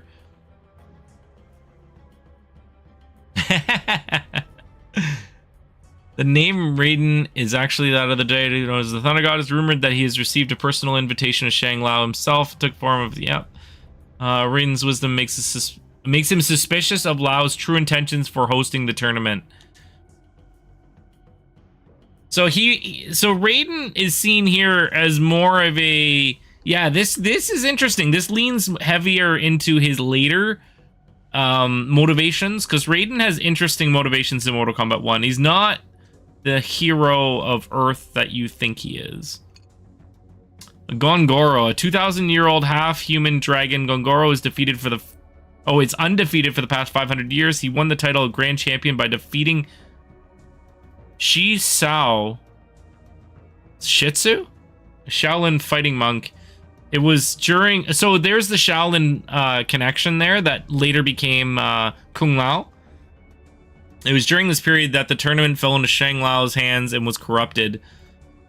Attract mode invitation. Oh, see, that's the cool thing. He's already getting into what the attract... So, for those who don't know, the attract mode is what an arcade machine puts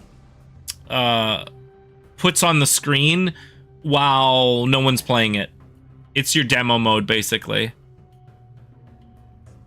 Liu Kang is a monk, too. Yes.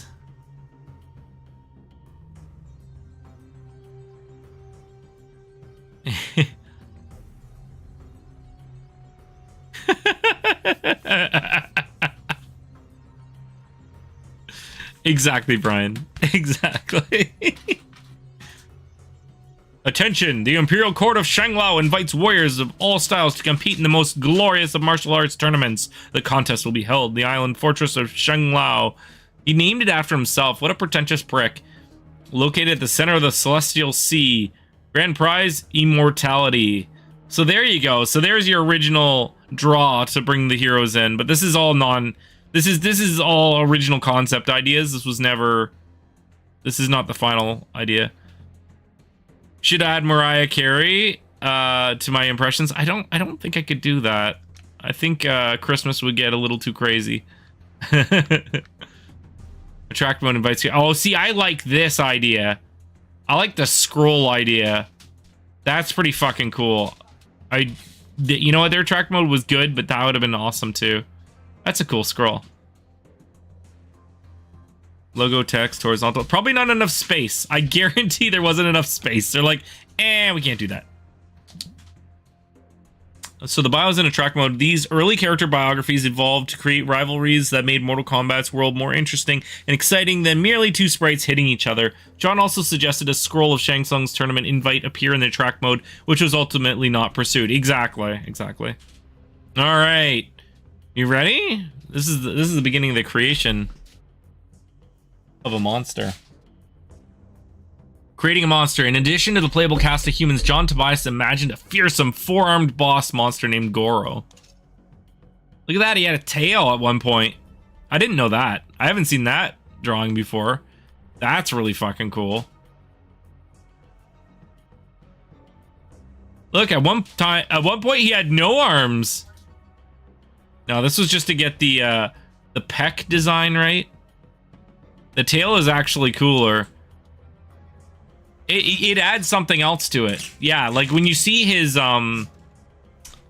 here, if you see his on the right side there, just his stature with the tail, that looks really cool. It makes the half dragon thing more believable. Yeah, that's when he was more dragony. Yeah, exactly. Yeah, no, that makes sense. And again, they probably didn't do the tail because it was too complicated. Because there the tail's gone. This is close to final art here. Codpiece. Look at those freaking traps. That's insane. Yeah, no tail. Side, back. That's really cool. This mesh of music is really cool because it's got a bunch of different songs kind of mixed together. Couldn't find a mocap actor with a tail. Well, that's the fun thing, is that Goro is not motion captured. Well, or digitized, I should say. There wasn't any mocap in the first game. In a modern sense.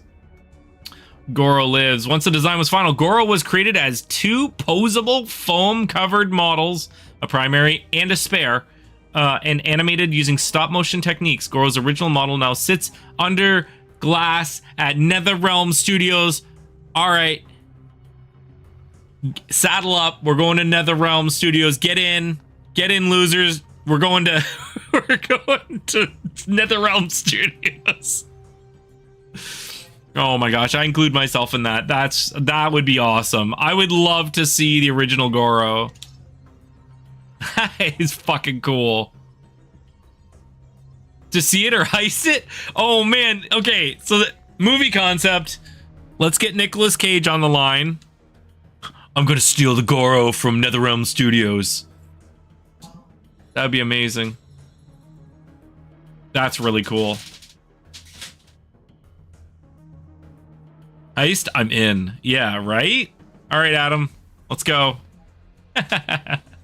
2 stop-motion Goro maquettes were created in case a spare was needed. In 2013, artist John Vogel photographed the Goro models for posterity, noting where the foam had started to deteriorate with age. One of the 2 Goro maquettes remains on display in the lobby of NetherRealm Studios. That is so cool.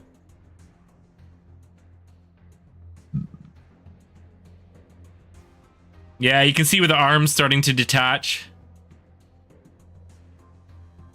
Get in the truck, I'll be there in 2 days. Yeah, right?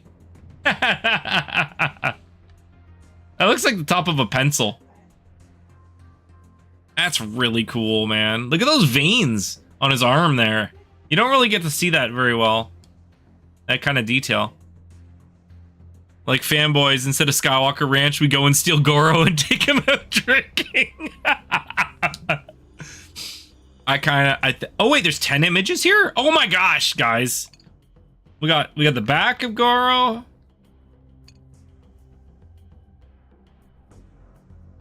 Look at those lips.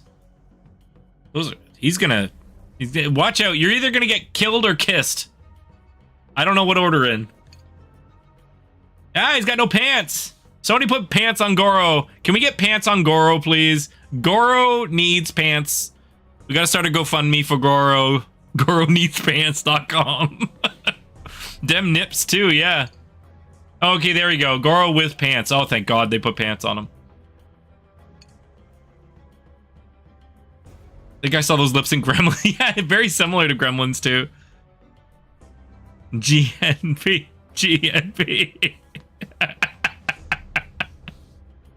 Goro needs pants. Goro needs pants. Yeah, that's awesome. So it's completely posable. That's the crazy thing. And that's a good time to take pictures of it. Oh, he's got a wardrobe malfunction. Goro has had a wardrobe malfunction. This is America's ass right here.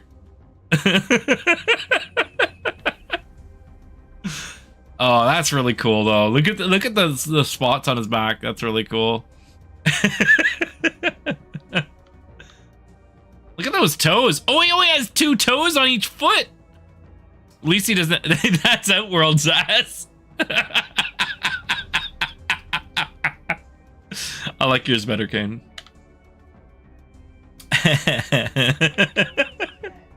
Yeah, no wedgie for him there. Yeah, okay, it's cool. You can see the bandage on his foot. I appreciate taking the taking the time to take a photo of the details there. Very, very cool.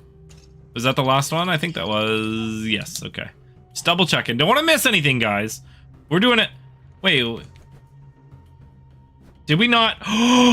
We didn't go down here. We got some roads we got to go down. Oh, we missed some stuff. Oh, shit. Total carnage. Oh, very metrosexual. Yeah, very ahead of his time.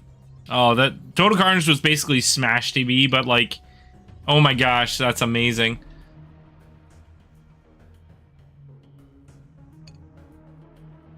That sprite work is amazing. I can see why John Vogel, or not John Vogel, why John Tobias wanted to work on bigger sprites. It's like you're drawing pictures that are so tiny, you don't get to see like the details. There we go. All right, we're caught up now. We just need this one here. Oh, we looked at this, but we didn't look at the image there. There we go. All right, cool. This is cool. This is good for keeping track of everything. Let's look at the characters in more detail. Wow, it's been an hour and 40 minutes, and I haven't even like noticed. I'm just gonna take a quick stretch, and then we're gonna look at Liu Kang here. Don't go anywhere. Actually, I'm gonna leave the art up here. Have a good look. See if you find something interesting. I'll be right back. Just gonna refill my water. Have a drink. Have a stretch. It's quick break time. Don't go anywhere. Lots more to come.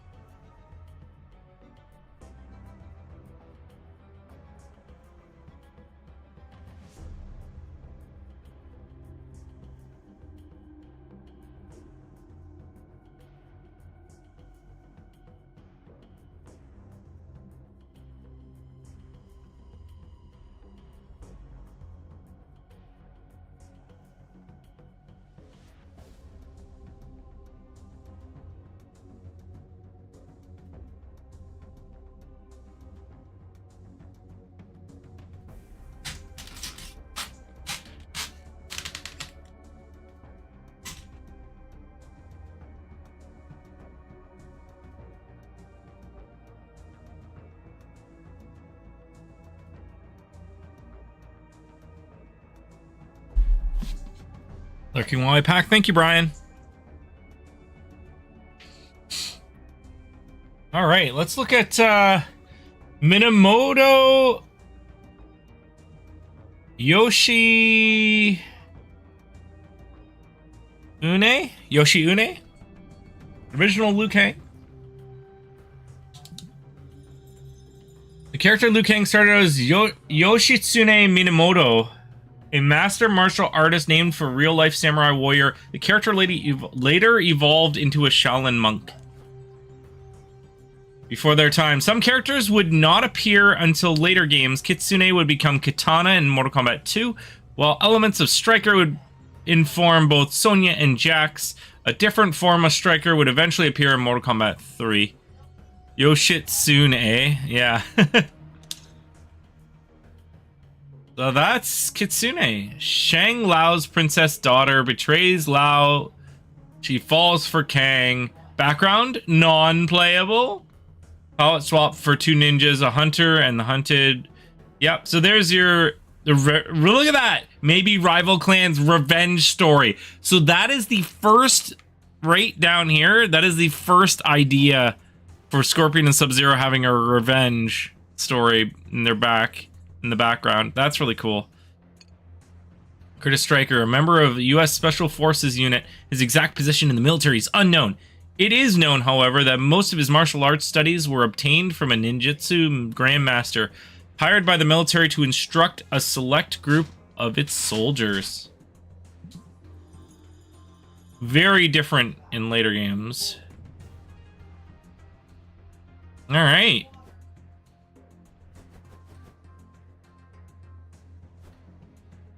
Perfecting the feel. One of the really cool things about Mortal Kombat and about some of the really great games, if you have a really great winning concept, often, you know, they got that game running in like a month. A lot of modern games, it seems like they spend all their time in this graphical wilderness trying to get everything looking so cool, and then they've got like 3 weeks left to figure out what the game is. We had a very fast iteration. That's not wrong. Art from John, you know, we put it in, and an hour later, we were playing it. Well, if it's a U.S. Special Forces unit, it's U.S. Special Forces. That's the only unit called Special Forces. There you go. There you go. First time you play it, you just go, this is incredible. You knew you were on the right course.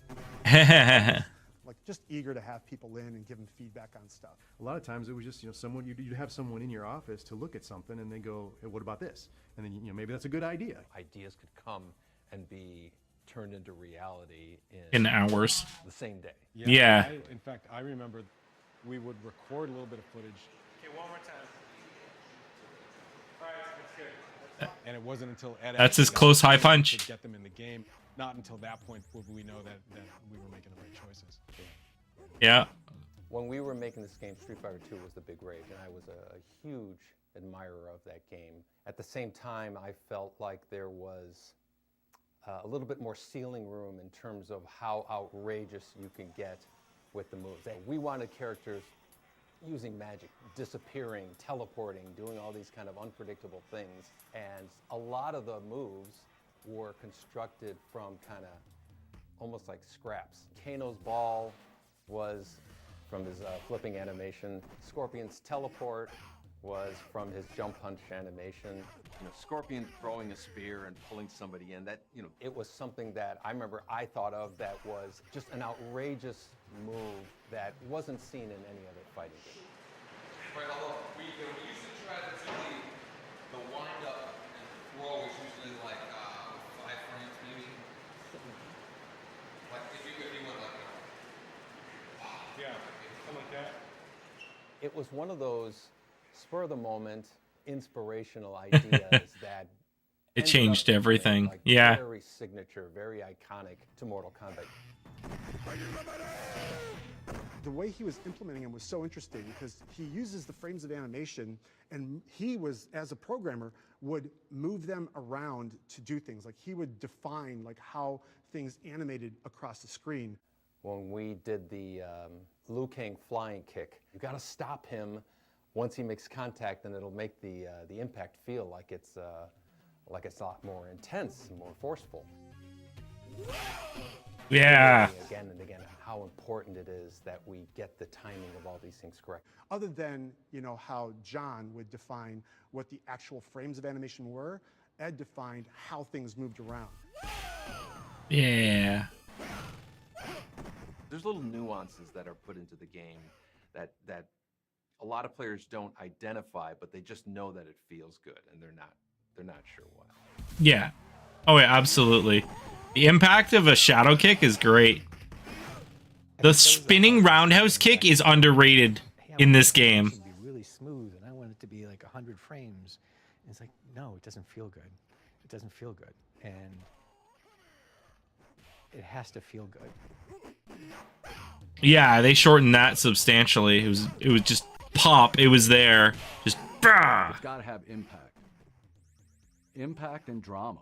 You know, that's what people are going to respond to. Oh, that uppercut. The uppercut was such a big, ridiculous reaction. The animation of the character launching them to the air, putting the blood on it. Oh, that's great. I love that sound. And the sound call that Dan Forden did. It's like, no, we need like a really big sound for a hit. It's like, okay, so I made like a really big sound for a hit. Oh. The scream of the attacker. The victim, you know, yelling as he flies away. Put all that stuff together. It's like, boom. It's like, oh my God. I remember we were just walking around just doing uppercuts again and again and going, you know, God, that feels so good. That feels so good. And that's when you know you're doing something right. That's how people knew when something was cool in any game. Yeah. You're like, holy smokes. And now you know you have something. And then, so that, and then the fatality. I love that one. Like, fatalities were the big thing that made us a hit. Yes. That was the big thing that made them a hit.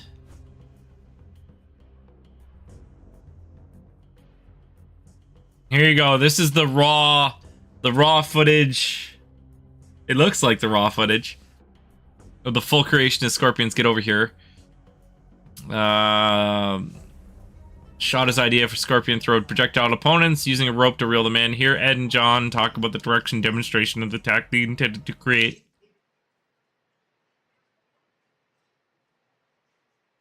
So in the costume is Daniel Pesina.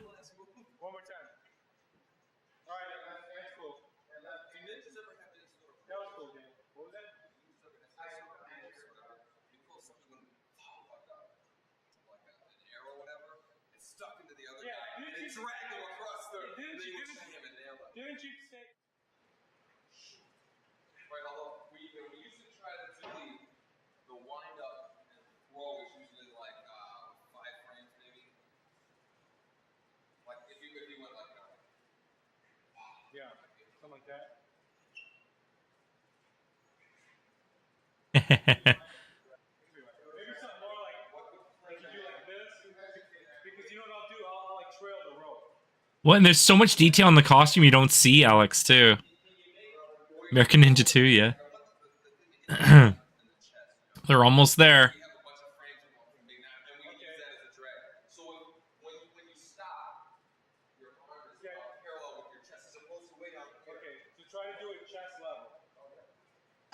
And here we go.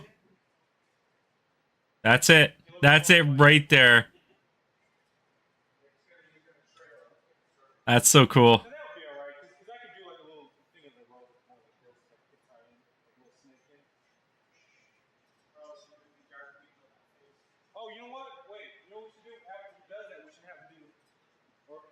Yeah, you gotta pull it. Yeah, okay. So, do the throw, and then we need some kind of pull back. Hold your hands together and do that. Okay. Yeah.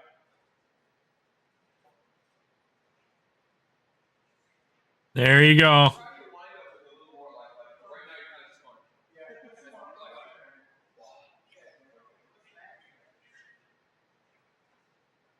Okay, one more time.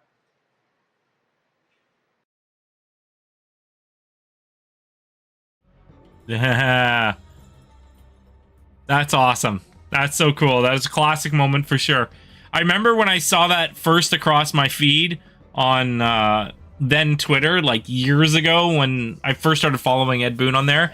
He was like releasing all kinds of stuff, and I followed Daniel Pesina, who was Scorpion and stuff, and it was actually Pesina that was posting all kinds of stuff from behind the scenes from that, which is really cool. Yeah, the original video game cosplay for sure.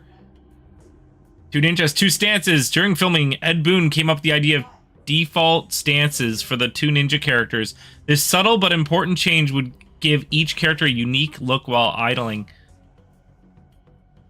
And funny enough, fun fact, in the Sega Genesis version of this, at least, of Mortal Kombat, the Scorpion and Sub-Zero had the same idle stance.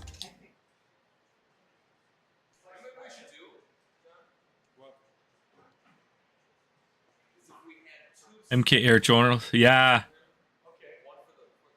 That'd be cool. Super jealous of that. But yeah, see, there's the different stances. Sub-Zero's got his hand open in front of his chest, and Scorpion's obviously got his hand balled up in a fist behind him like that.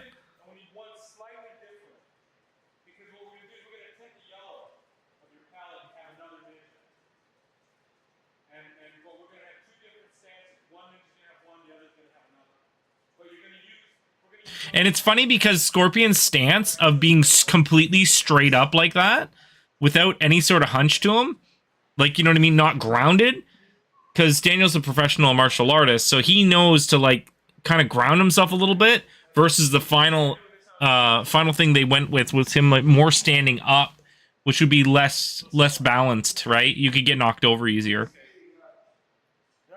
Just general control of your movement would be better the lower to the ground you are. Well, not the lower, but there's a balance. They're trying the other stances for Sub-Zero.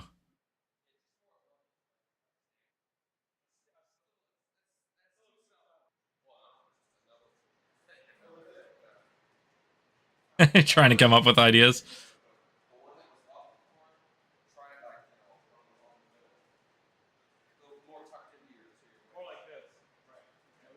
There you go. Getting there.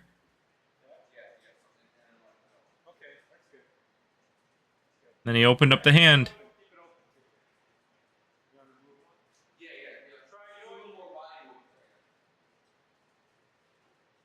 That's so cool.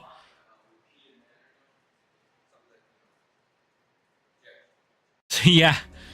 Sub-Zero exists because Scorpion has multiple personalities. Exactly. Oh yeah, this is neat. The creation of the torpedo.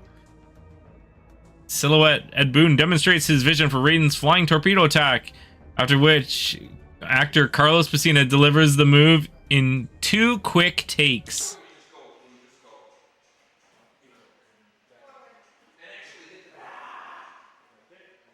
I love the sound. Ah!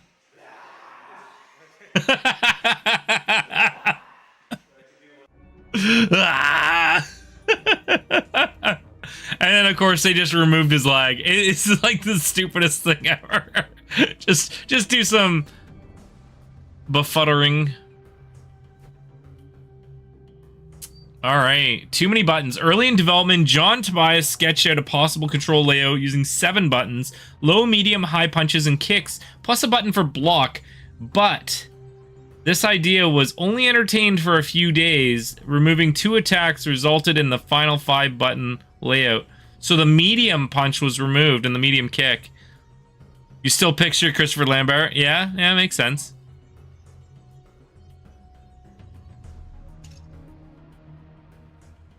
Oh, so originally it was going to have 7 buttons. Nice. Can't be said about Melina. Yep, multiple personalities. Katana Melina. Yep. That's so cool. I didn't know that. That's something I did not know. I just, like, there's a lot of stuff today, but, like, that is specifically very cool that I did not know that it was going to have an original layout, like, very similar to Street Fighter with the difference of the addition of the block button. The layout's not the same by any means. Like, this is vertical versus, like, stacked on top of each other like Street Fighter is. Street Fighter 2, I should say. Fatal Attractions. Providing an unexpected moment of pure shock value, the grisly, cartoonish finishing moves help define Mortal Kombat to players. Here's what helped define the fatality moves themselves. This one's a long one.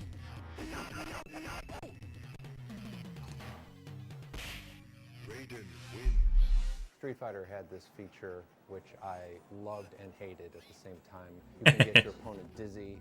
I loved the fact when I was the aggressor and saw my opponent dizzy, you're almost like salivating at this free hit that you get. And then I hated the idea of being the victim. I put the dizzy feature at the end of the fight. You just get like one last hit. And everybody would do an uppercut as your kind of like payoff. Oh yeah, absolutely. When I didn't know any fatalities, he was uppercut every time. Uppercut. We had a feature that we had dropped in the game where Shang Tsung, when he would defeat you, he would take a sword out and he would like cut your head off. And we weren't going to use it because we were out of space, but we still had the animations of all the characters losing their heads. Without a head. One day I just kind of piecemealed the idea of Johnny Cage uppercutting the and he was the first animation, and then using the animations of the character with his head, you know, cut off.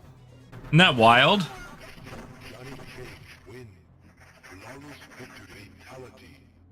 I showed it to John, I showed it to the rest of the team, and everybody lost their mind, and we have to do this. The fact that we gave the players the ability to actually perform this kind of death blow, this kind of killing move, was really the birth of that idea. Some people were kind of like saying, I don't think we can get away with, you know, letting the player kill the other player. So we showed it to management, and they loved it. I was surprised that we could include the level of you know, blood spattering around that we did. But of course, you know, when I was working on Mortal Kombat, I had just come from Smash TV. And there's so much blood in Smash TV. You know, the levels of blood spattering around so much wasn't new to me. No. From that point on, that's what was so hilarious about it. now we got to think of fatalities for all the characters. Some of the later characters, we actually grabbed animations of them. You know, Kano ripping the heart out, Sonya doing the kiss of death and all that. The spine rip was a suggestion from John Tobias, referencing the movie Predator, and he said, why don't we do what they did in Predator where you pull the head out? It's just like, oh, it was just like... He's got his mouth open. And I remember saying, you know, I think that's probably crossing a line we can't. Yeah, right? And once we mocked it up, put it into the game, you know, there was no turning back. Everybody was just losing their mind. Everyone loved it. Yeah. Not everyone. Coming from other folks, you know, around the office. But yeah, it was defining for sure, Geek. Everybody had to see this. No one had ever seen somebody removing someone's spinal cord. It's so fucking crazy, man.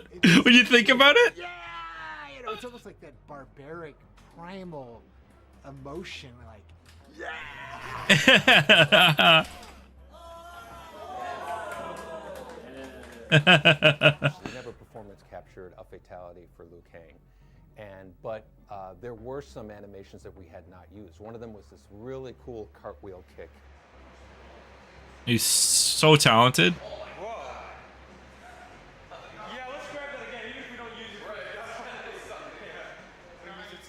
We were both like, wow, we'll find a place for that. Yeah. When it came time to do Liu Kang's fatality, we just spliced on the uppercut animation at the end of it, and it wasn't disgusting, it wasn't gross, it wasn't shocking. There's a reason. There's a very good reason, actually. And we just kind of reasoned with ourselves to say, well, Liu Kang's the hero, he's a Shaolin monk, he's peaceful, heroes don't kill people, so we just give him a big uppercut. The process of adding fatalities into the game created so much energy in the whole studio in terms of their excitement for the game that we knew there was no backing out of it at that point. Again, you're in a very small screen environment. You really have to exaggerate things. You have to make it just outrageous.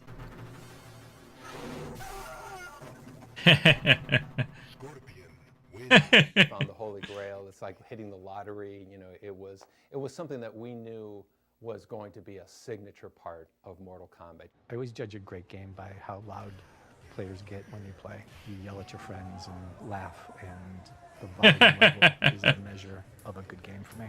And like I said, it was just fun and it was happy, and that may be the secret sauce.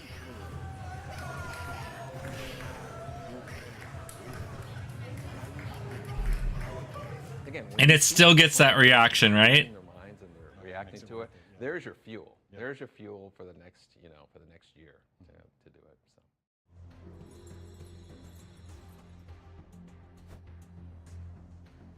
Now the question I asked you all is, who put the K in combat? After brainstorming names including Kumite, Deathblow, and Dragon Attack. Yeah, that's right. The name Dragon Attack was once considered for this. I've also heard Dark Kumite was another one. The name Mortal Kombat was suggested, but who changed the spelling to a K? Let me do it again. Take two. Oh wait, this is live.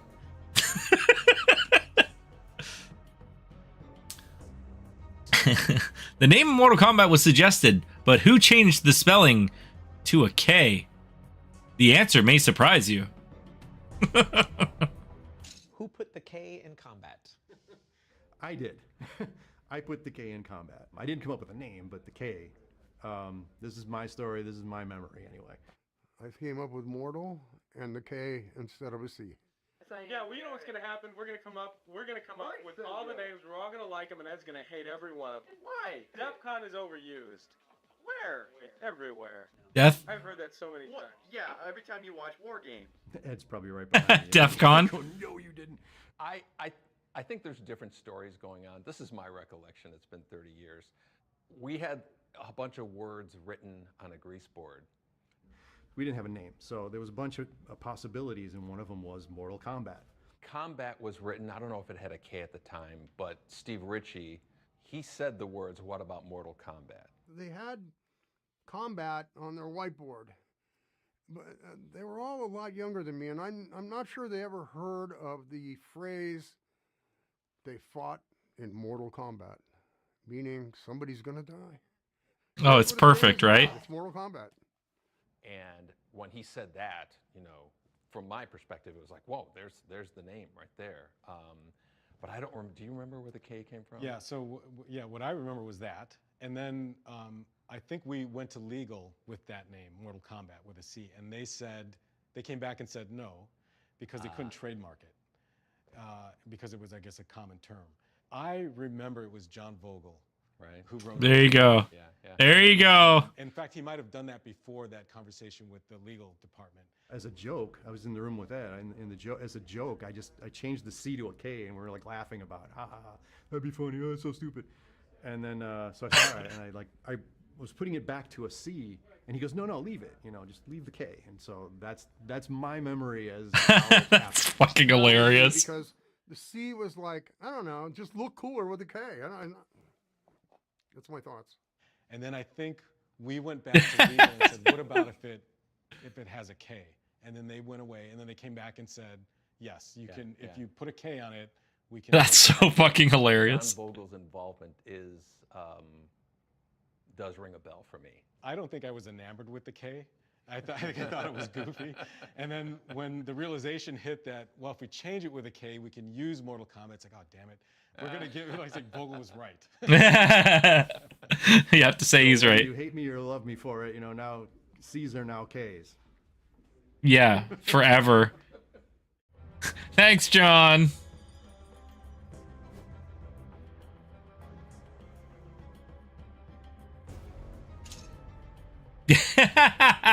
Okay, there's a funny story behind this. So, the dev team gave themselves grisly cameos as victims in the pit. Here are some of the source images and in-game sprites for John Vogel and John Tobias. Note Ed Boon's entire corpse stuck to the pillar. You'll see what the outcomes were at the end. I've never seen the original headshots for this, so this is pretty fucking funny. Yeah. Okay, so they took, more of him and then removed it. So if you look here, you'll see down there, heads of some familiar faces. We got a John Tobias. We got a Vogel. We got a, look, Ed Boon right up on the on the pillar. Now, one thing that always bothered me about this is that the spikes that are going through his chest there go vertical, Like there's like 3 vertical spikes when the column is like around the circumference of the cylinder, right? Of the pillar. And it's like, where did those other 2 come from? Like, it doesn't make sense. Yep, that's nerd me. Now there's John. Thigh Master. That's hilarious. There he is.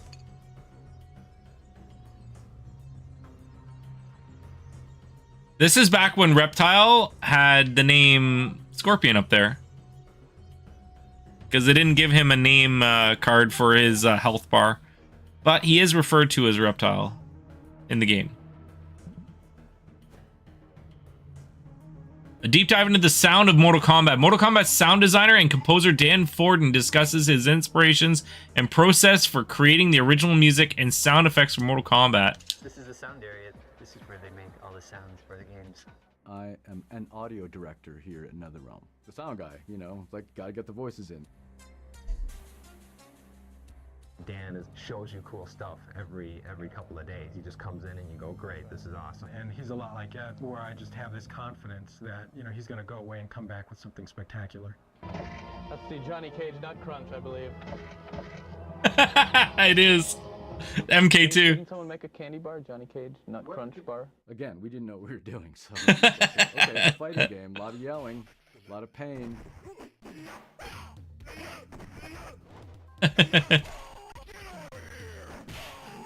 I don't think we had enough memory to record, okay, this is Scorpion's voice, this is Sub-Zero, so we just, like the men, we just mixed and matched. I think Sonya was the only female in the first one, so we had obviously a female voice for that, and that was hers. But the rest of them, I think, would just be shared. We'd just get the talent, which was just people around the studio. It's not like we were hiring people to come in and do this. We recorded me so funny. as the announcer, as Shang Tsung. You know, Liu Kang wins. Finish him. That's so cool. Liu Kang wins. Fatality. You know, fatality. All of those kind of classic sound calls was me, because we didn't have somebody with a better voice. Later on, we found Steve Ritchie, who had a much better voice in terms of like an announcer. Baraka wins. Flawless victory. Fatality. Much better. I did a terrible Bruce Lee impersonation for Liu Kang. I yelled for Kano. Kano wins. But I was also the voice of Scorpion, you know, yelling, "Get over here." Get over here.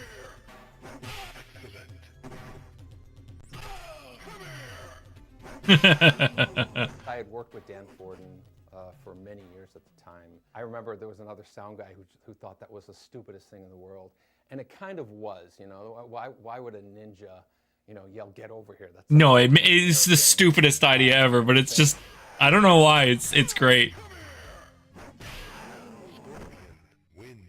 Again, the outrageous presentation we really wanted to have, you know, just yelling and loudness in general. Well, look at Raiden's screaming flying move. Such silly roots and beginnings. And Scorpion not having the "Get over here." Ed would get me, this is back in the days of VHS, right? He would get me a playthrough of the background that I'd be working on. These are the instruments that I have, and look at the background, trying to think of like, well, what makes sense musically for this. Yeah. Try to imagine the action of playing the game and what the music's gonna do to like get you revved up.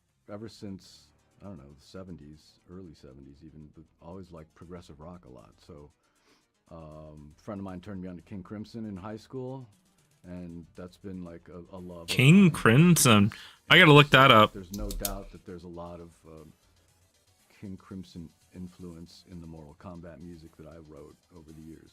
You know, like the very first tune, it's a melody in a diminished scale, harmonized at the fifth. So that sounds like a lot of fun. I'll have to check that out. I've never heard of them. I think they pretty much liked everything I did. I don't remember doing over too many things. Now and then there would be like, you know, maybe you should try this instead of that, and some some sort of corrective feedback, but for the most part, it's just we were just kind of making it up as we went along. It's like, oh, that sounds cool. Put it in. Yeah. I like that.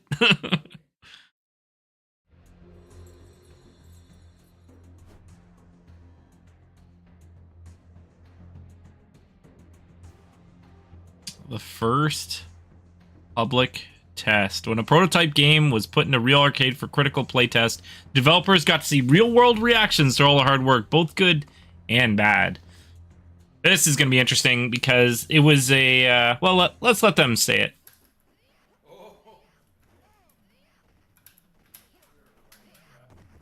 Testing a game was always one of the most fun parts of the job. In the earliest days of economic development, the only place you could play the game was in Ed's office. I would play the game every day. Ed would call me in to try something out. That's so cool. Just have a computer hooked up to an arcade cabinet. And see what he was working on and come in and play the game. And it was very valuable feedback because that feedback was coming from guys like Eugene and Mark Trammell and George Petro and a lot of the other developers in the office at the time. Eventually, we would put a game out in the hallway for anybody to play. And so we'd get pinball designers would come down and play the game. There were folks who worked in the factory would come back and they would play the game. And so we'd watch folks kind of play the game and we'd take notes on sort of what the reactions were.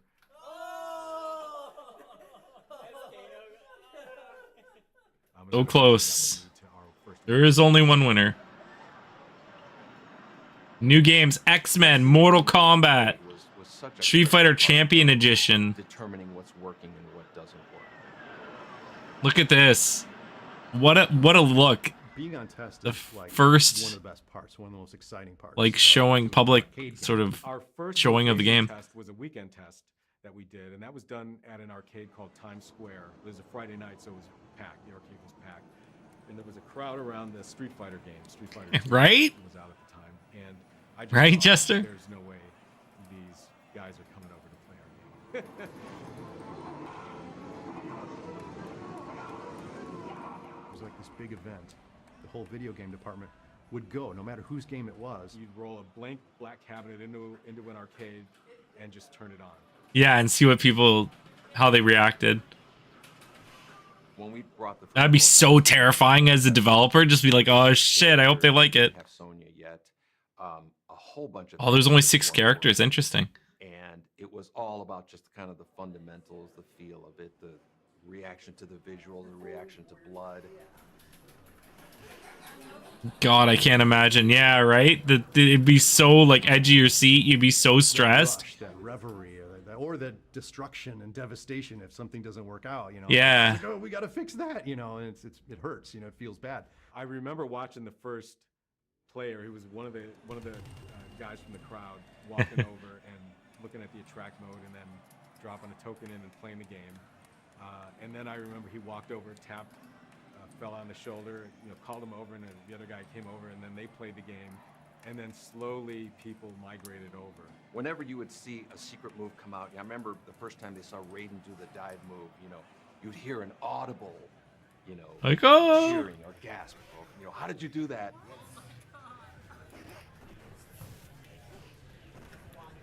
Easily the most enjoyable part for me was seeing and hearing reactions from players. And at some point, Ed, I think, went in and he did a fatality. Just show him that it was possible. And he walked away. Yeah. You wouldn't tell him how to do it. Figure out like how do you do that? How do you do that? Yeah. That's how people found out about the fatalities. Assuming my memory is correct, but I believe that makes sense. We would never perform fatalities in front of people because then someone's going to see you do it, right? Like we wanted to launch the game and have people discover it naturally and organically. That's so cool. Because honestly, it was all about trying stuff. Testing the first Mortal Kombat, there was a certain amount of anonymity, I guess you can say. Like we could be in an arcade. No one would know them. With a crowd of Yeah. other people and be close enough in age to them that we just kind of blend in. What is this new game? And then you would get a candid response. Once you tell them that you worked on the game, then they're not going to say anything negative about it. Across the street Yeah. from Times Square was a pizza place. And so we would go across the street, get some pizza, and we would discuss, you know, everything that we saw, what was cool, what was not cool, or, you know, what should we change. Look You at know, all those it was action just figures. so much fun. That's so cool. That first game on test was so reaffirming that we had something big. I Oh, saw yeah. players get so excited they just had to run. They just had to run around like in circles.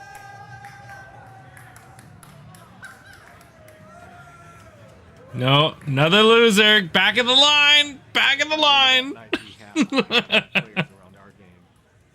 Hooting and hollering and just having. Is that the kid from Terminator 2? Is that John's buddy? Players that we Or is saw it Buddy from frickin' Stranger Things? We saw them the entire weekend. And I think at that point I thought, okay, we're gonna be okay.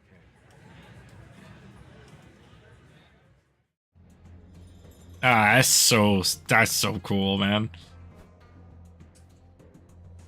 Maybe we won't get into the game tonight.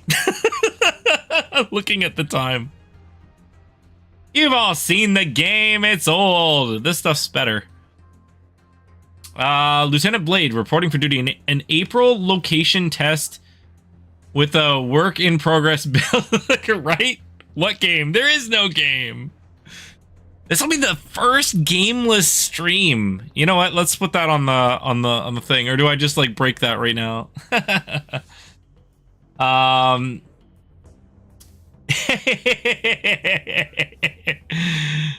Not this time, Jester. Play the damn game. I know Kane wants me to play the damn game, but look, there's so much stuff to talk about it. Save some of this for Saturday. That's your opinion. We're just gonna burn through the whole thing tonight. There's about 2 hours, so we're almost at the 2 hour mark.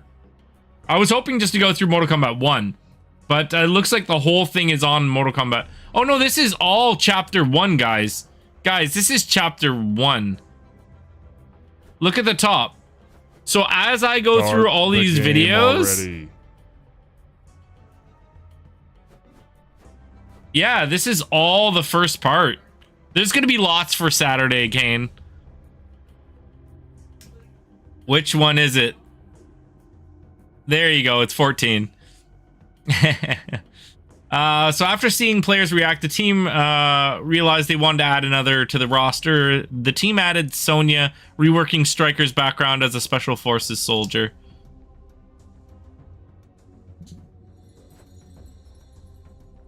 Elizabeth Malecki provided the moves for Sonya Blade, including performing a handstand to backbend. Selected frames of the sequence would become her iconic leg grab move, which they wanted to be her signature, and I think it was used... Yeah, it was used in 1-3... I think it was used all the way through.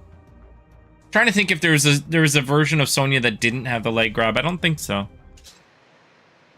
Let's try the one you were talking about, where she. Could you like, well, you probably need the mat. You just do the handstand and then you. All you have to do is just land right there. Can you do that, or is that?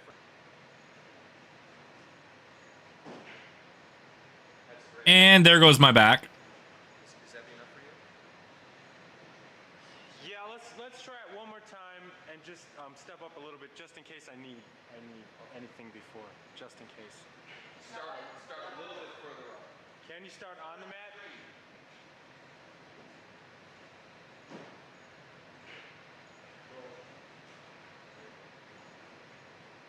Okay, now once from the middle. It's This is so we can do the beginning part. She should do it from the stance.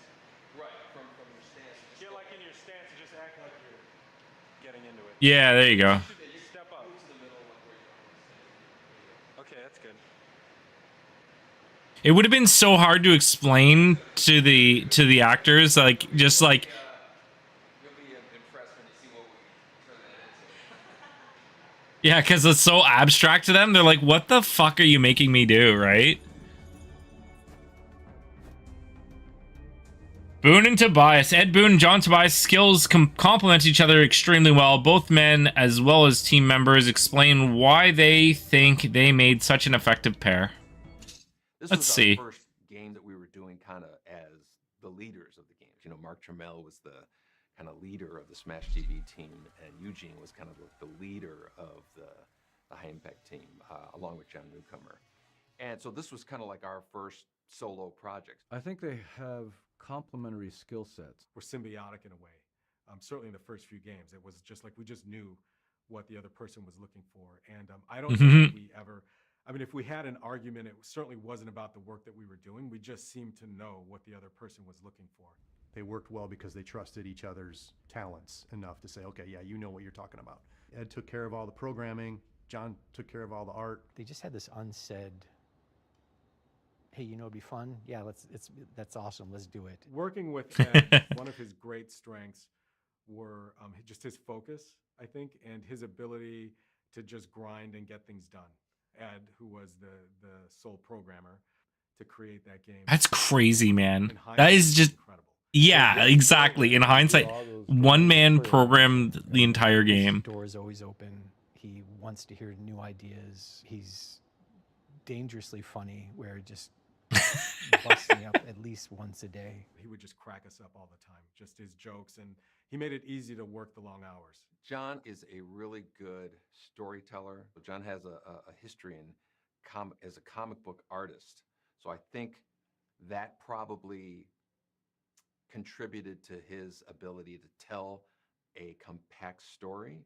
The only story we had was a little paragraph that would play underneath the character doing a kata, but that was enough to really intrigue players. You really gave a shit about it because of the backstory, because about the whole mythology that and it's so funny. Had created, you know, maybe not unlike WWF or something. Yeah. It's like Star Wars in martial arts. The first game truly was like an expression of just who we were at the time. You know, we were in our early 20s. The stuff that we consumed growing up as kids. Yeah. And we just threw it all into the game. There was nobody telling us what to do, how to do it. I think it was a great partnership, and I think, you know, what can you say? Success beyond belief. Yeah. Yeah, absolutely. Cutting room floor. During development, animations or character moves might be removed for design, flow, or memory reasons. For instance, trimming the wind-up moves for several attacks sped up gameplay. These reanimated frames of cut content offer a look at what might have been. That's really cool.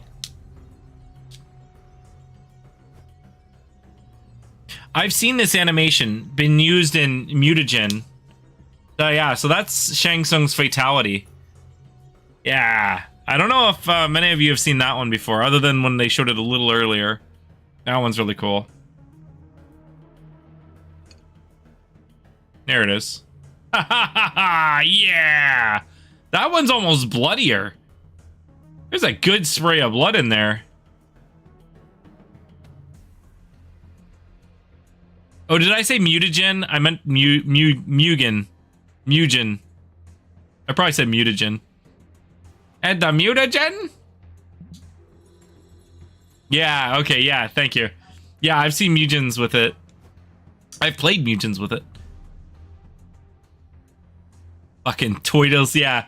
Look at his intro, that's cool. We videotaped each actor doing an intro move for the characters, but I believe I only prepped Cage's sprites.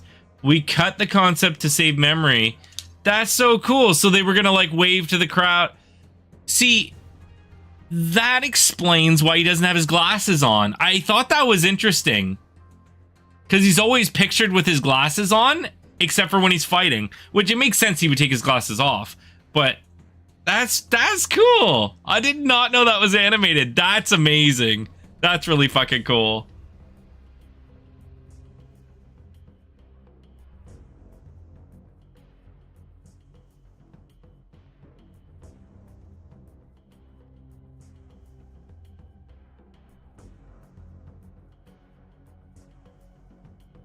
Oh, that's really cool.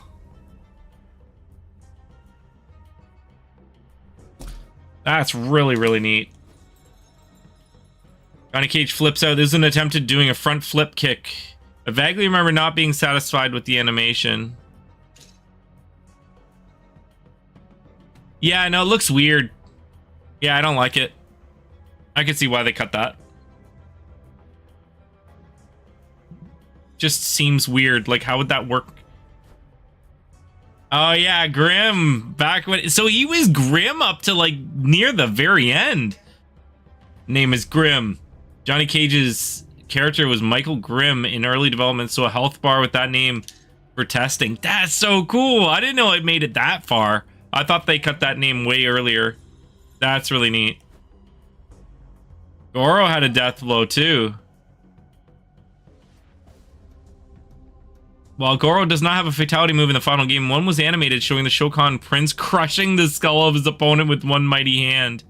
See, that's the thing. Like they said, they had the animation from Shang Tsung's fatality when it was the only fatality in the game, so everyone had a missing head. And that makes sense. That's really cool. You know what? I think it's actually a really good decision that they got rid of the fatalities for the bosses, because it left it more of a mystery. Because as soon as you saw a boss do a fatality, you'd be like, how do I do that? Can I do that with other characters? I'm sure it would have been fine, but yeah. I've seen this one in Mugen. I've seen this animation added back in. Goro turns to stone. Upon defeat, Goro was intended to turn into stone and explode. Although a sprite was created, team members do not recall it being implemented into the game. That's so cool. Wind-ups. Several of the Mortal Kombat characters' signature hidden moves originally featured several more frames of animation that eventually made it into the final game. Often, these extra frames were used for big flashy wind-ups that preceded the projectile toss. They were cut both to save on memory and to speed up the moves in game. Oh! Okay, so you'd like grab the lightning from the sky and then throw it. Yeah, no, that flow makes way more sense. Cut out the first half. That was a very good design decision. That's so cool to see it all together. Oh, he did like a little, like summoning the ice thing first. Oh, you know what's really cool? You know what's really fucking cool? Okay, just put this in your mind for a second here. The Mortal Kombat 1995 movie. What does Sub-Zero do when he summons the ice? He does that exact hand formation. PTSD here. But like he had his hands out like this. I wonder if they use that for inspiration. You getting wound up, Adam? With these wind-ups? Animated observers. Memory limitations prevented the tournament's guards from turning their heads and shifting their pikes between hands. Oh, that's so cool! Similarly, the monks who applauded politely at the end of the match almost raised their arms in a cheer. Sub-Zero. Oh. Yeah, fair enough.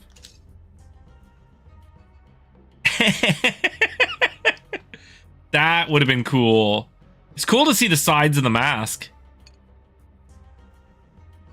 Yeah, because they just clapped. They didn't raise their arms up and cheer. That is so neat. This stuff is fucking amazing. I'm loving every minute of this.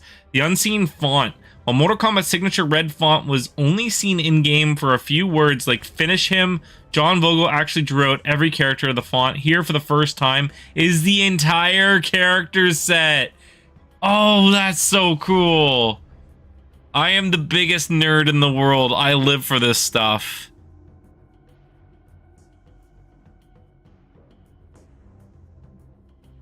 Yeah, right? Steal that immediately. It's like, just hit the print screen button, no big deal.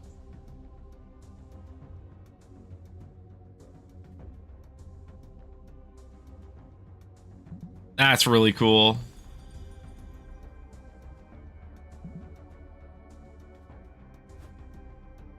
All right, we got time for a couple more. Maybe this last run here. I thought we were going to get through all MK1 tonight. Almost.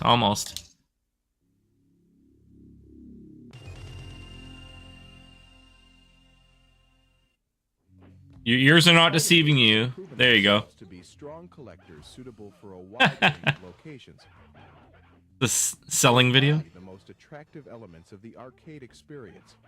Characters endowed with mythic powers, full player control, secret moves, and the kind of unbridled, head-to-head competition that compels repeat buy-in. Now from Midway comes Mortal Kombat.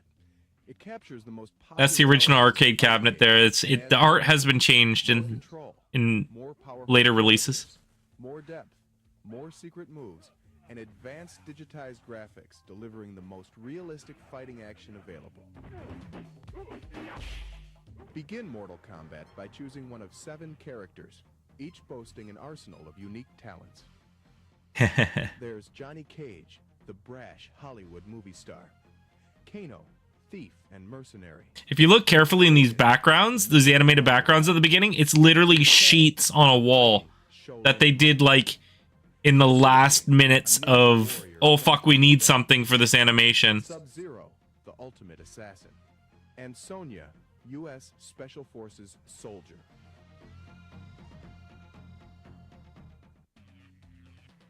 Each player has 5 basic moves corresponding to the 5 action buttons. It's important information. High punch. Yeah, punches directly to the face. High kick. Oh.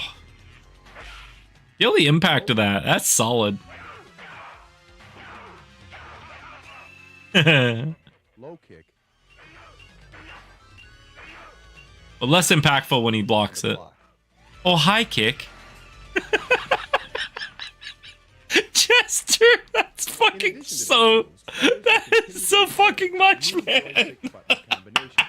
Each new technique oh my gosh, that emote's amazing. For example, moving the joystick away from your opponent while pressing the low kick button will result in this sweep kick.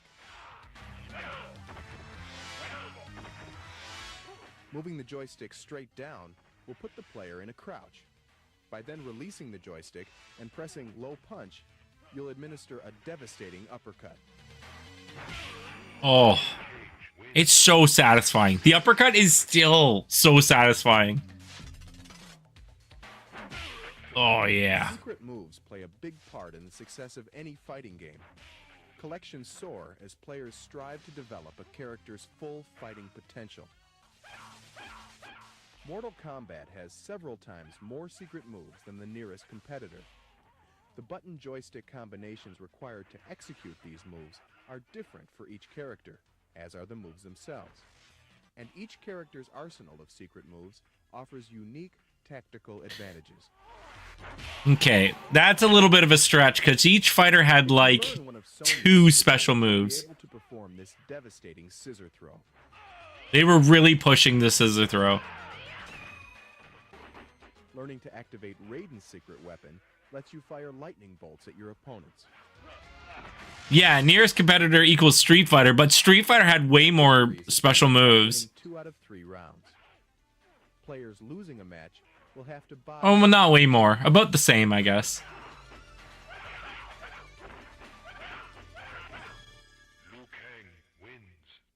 I'm just trying to think.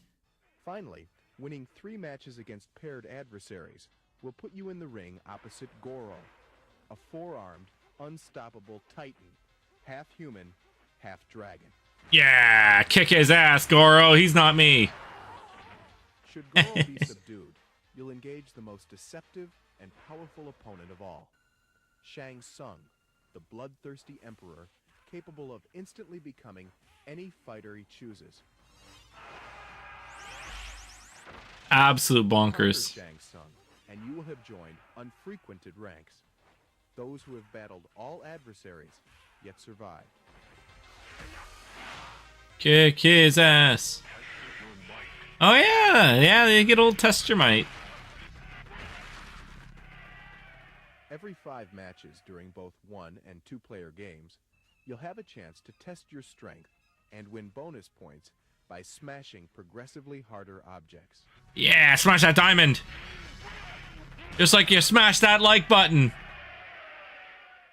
For everyone on YouTube. So when's the next road trip for a tilt for a proper MK tourney? Oh man, that'd be amazing. Their fighting abilities as well as a knowledge of their character's I would do it if they would fucking upkeep their MK2 cabinet. but equally lethal abilities. Trying not to think of that one reboot episode. Firewall. Hey, look, there's Santa. Did you see Santa? Losing the best of 3 match will have the option of buying in to continue. The winning player will continue to play as long as he maintains a string of victories. That was like a crazy episode, Jester. Like that, like I watched that the day it came out, and it was like, what the fuck is happening? Operators will find even more to like. Mortal Kombat employs Midway's exclusive diagnostic package and a sensitive yet durable 8-way micro-switch joystick. Yeah, move that joystick. In addition, operators will want No low blows. dip switch setting we've included, allowing them to temper the game to fit the requirements of a location. By simply flipping a switch on the CPU board, you're able to remove any depictions of blood that would otherwise appear in the game. Boo! Boo! Tilt uses MK2 with no blood. Same kind of mind-blowing. Then the next episode, they start the game as the aliens, and you're like, what the fuck? Yeah. Yeah. Yeah, the next episode, like, everything had changed. That was the biggest change in Reboot, was that episode. That was really cool. Mortal Kombat is quite simply the most complete video fighting game available. It boasts the industry's most realistic graphics, digitized images of real martial arts experts. You kick the cabinet, it'll just laugh at you, yeah. More powerful than those found on any other fighting game. That's true. Secret moves to learn and master. Yeah. And fierce battles against titanic adversaries. Yeah. All of these elements combine to make this game powerfully unique. The world's most advanced interactive fighting experience.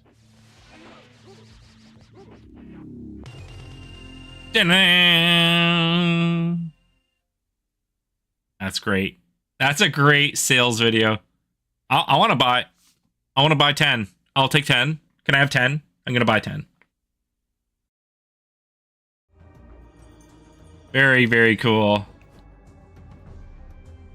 Midway comes out fighting. Midway's original press release called Mortal Kombat the most advanced and fully articulated fighting action game ever created, with all the unbridled fury of head-to-head competition.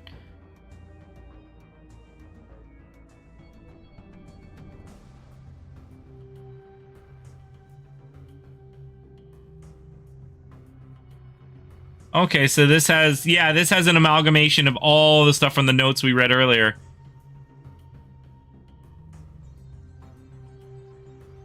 A pervasive international phenomenon.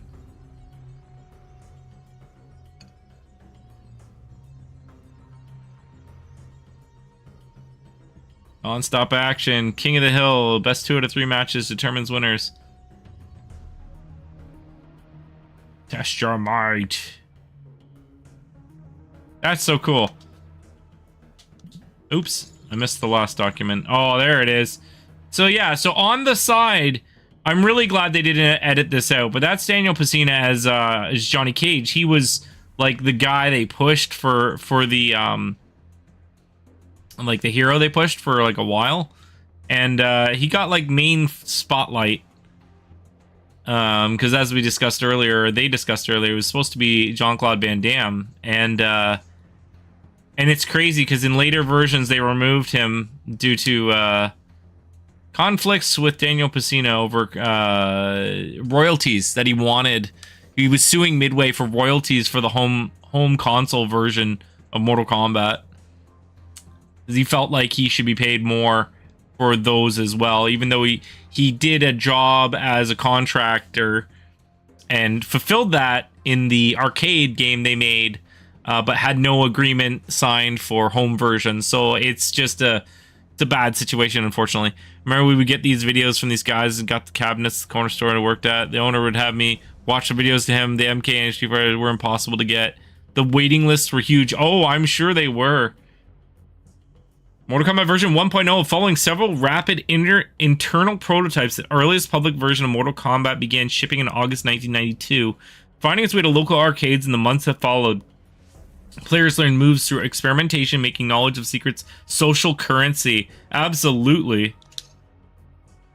Whoop. This is the game. This is the game. So real it hurts. I love this this flyer, arcade flyer. Yeah, the promotional flyer. Josh and Zach Sharp, the sons of Williams marketing maven Roger Sharp. Today they are two highly ranked competitive pinball players. That's fucking awesome. They're just like, yeah, get in there, sons. You're just gonna get your ass kicked by Raiden and Kano. Dude, did you down to forward punch? Exactly. Oh man, it was crazy what you could learn from another player. So this is the inside. So this would be the outside of the flyer. This is the inside here. That's so cool.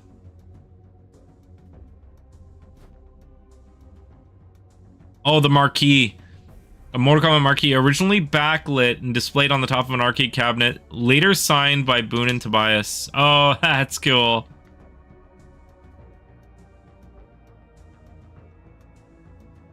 Look at that dragon. He looks so happy. He's a happy dragon. He's so happy. Oh, that looks familiar. And do you see?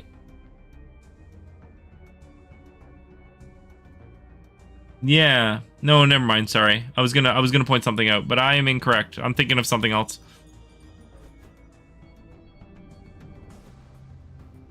Power of secrets. All right. We're gonna go through. Oh man, we are so close. You know what? We'll finish up MK1 tonight, I think. Fighting games of that era kind of all had this level of secrecy to them. Mortal Kombat, I think, took that to a very extreme level. It was all about secrets with that game. The moves and how to figure out the codes. I think Street Fighter did something like that, right? They didn't document any of the moves, so we took that same approach. I think not having a move list, there was so much to explore, and you had no idea of what you were still missing. MK came out, they asked the guy if he get in the cab of the store. He said, sure. Cabinet kit in January 12, 2000. That's crazy. That's funny.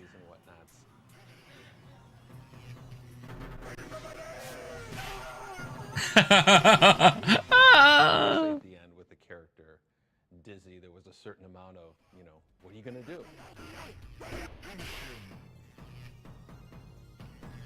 You would see them trying to trigger something else. They knew that there was something secret. And yeah. The announcer's like, finish him. And you go up and go, boom. And you're like, damn it. It's the fatality. It's like the most embarrassing feeling in the world. I was playing as Kano because in the early days before people, knew what most of the moves were, Kano's moves were just, I don't know, move the joystick in a circle real fast and he'll turn into a ball and do it, or hit. Yeah. I don't know. So cool to watch another. I'm glad you're enjoying yourself, Geek. I'm enjoying this a lot too. I found the ball attack and the knife throw, and within the first day, I found the fatality too. That's crazy. I was finding stuff right away. I remember being in your office, and I remember you showing me what the button combinations were, and then you have to be standing this far away from the other character. And I remember thinking to myself, no one's gonna do this. Yeah. Everybody's gonna figure this out. Yeah. No one's ever gonna do this. And literally, like the first weekend, they figured it out right away. Yeah. The fatalities and special moves and those were things that you kind of had to trade around. Yep. I've got sheets of paper that have Mortal Kombat. If I can dig them out. Not having the internet at the time. Oh fuck! I think I know where one of them might be. I'll see if I have that ready for Saturday. Widespread knowledge. You could take that down to the arcade and pull it out on somebody and just lose their minds. Blow some mind. Yeah, exactly. That move right there. Where did you stand? The most premium spots are literally right behind it, like right between two people, or on the corners, because those are the only spots where you can see the controllers. And people's hands at the same yeah. There was so sheets of paper were traded around the arcades. Yeah. A fan base to come together and share, to work together to play them and solve them and uncover the secrets and all that stuff.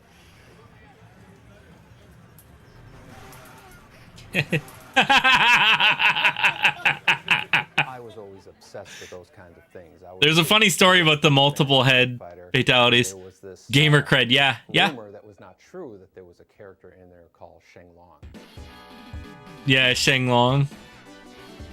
And I remember when we had started this game thinking, we have to have a real secret character. And so there was a Sunday, and Scorpion was yellow, Sub-Zero was blue, and I went into the art program. Just change the slider to green. Made up these crazy rules in terms of how to find him, made him jump out occasionally and kind of tease you with his existence. Put it together in one day, didn't even tell John about it. And just kind of wondering how many people are going to pick up on this. Original Reptile was so powerful. It became a bit of like a Bigfoot. Some people had sightings and some people didn't, because there was this one that was real and was rather difficult to find. It could give players a little bit of creative license to come up with something and say that they did see something else happening in the game.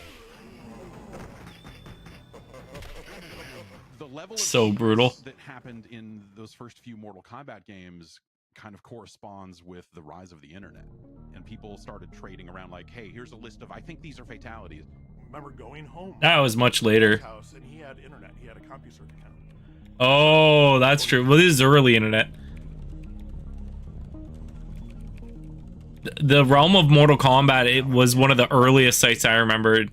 TRMK. They're still up, I think. That stuff out, and that became my calling. We need to investigate. And I published my first FAQ, and it is the most inaccurate, like, Game facts, yeah. available. It's like shameful, but it's where I started. And then, all these urban legends about Ermac and all these other alleged characters that, yeah, like, how the kids used to say back in the day, the negative worlds and Mario Brothers and Mario could go skiing. It's that kind of, like, the kid equivalent of water cooler conversations. People Yeah. come up with lore, Yeah, lies right. of, That's of, right. I did this and that happened, and everybody's, and we just shut up. A friend of mine in high school said he was cousins with someone who filmed for the game. There was a secret character that they had filmed, so I put it in my FAQ, and I trusted him. And way later, he was just messing with me. The people. That's so feeding in cool. Things that they'd want to see in the game would kind of blend in with what was really there.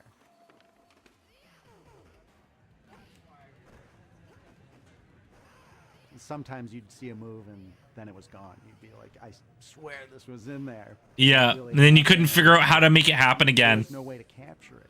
A friend of mine, his little brother was playing the game and told me about. Seems cool. Hard to hear what they're saying, though. Oh, And I remember telling my thanks, friend, Emmer. It's up fairly loud. Laser beam. He's like, no, I saw it. And so I know he Thanks for letting me know, though. I don't know what he saw, but he didn't see that.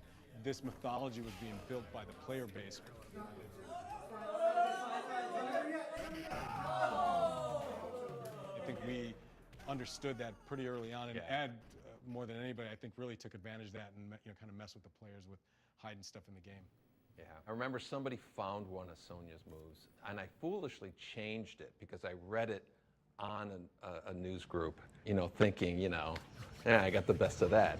And they did some Is that devious echoey? things to keep a lot of those things secret. I think there was a revision. might be for hearing an Kombat 2 echo. where they just arbitrarily changed all the fatalities because everyone figured them out too fast.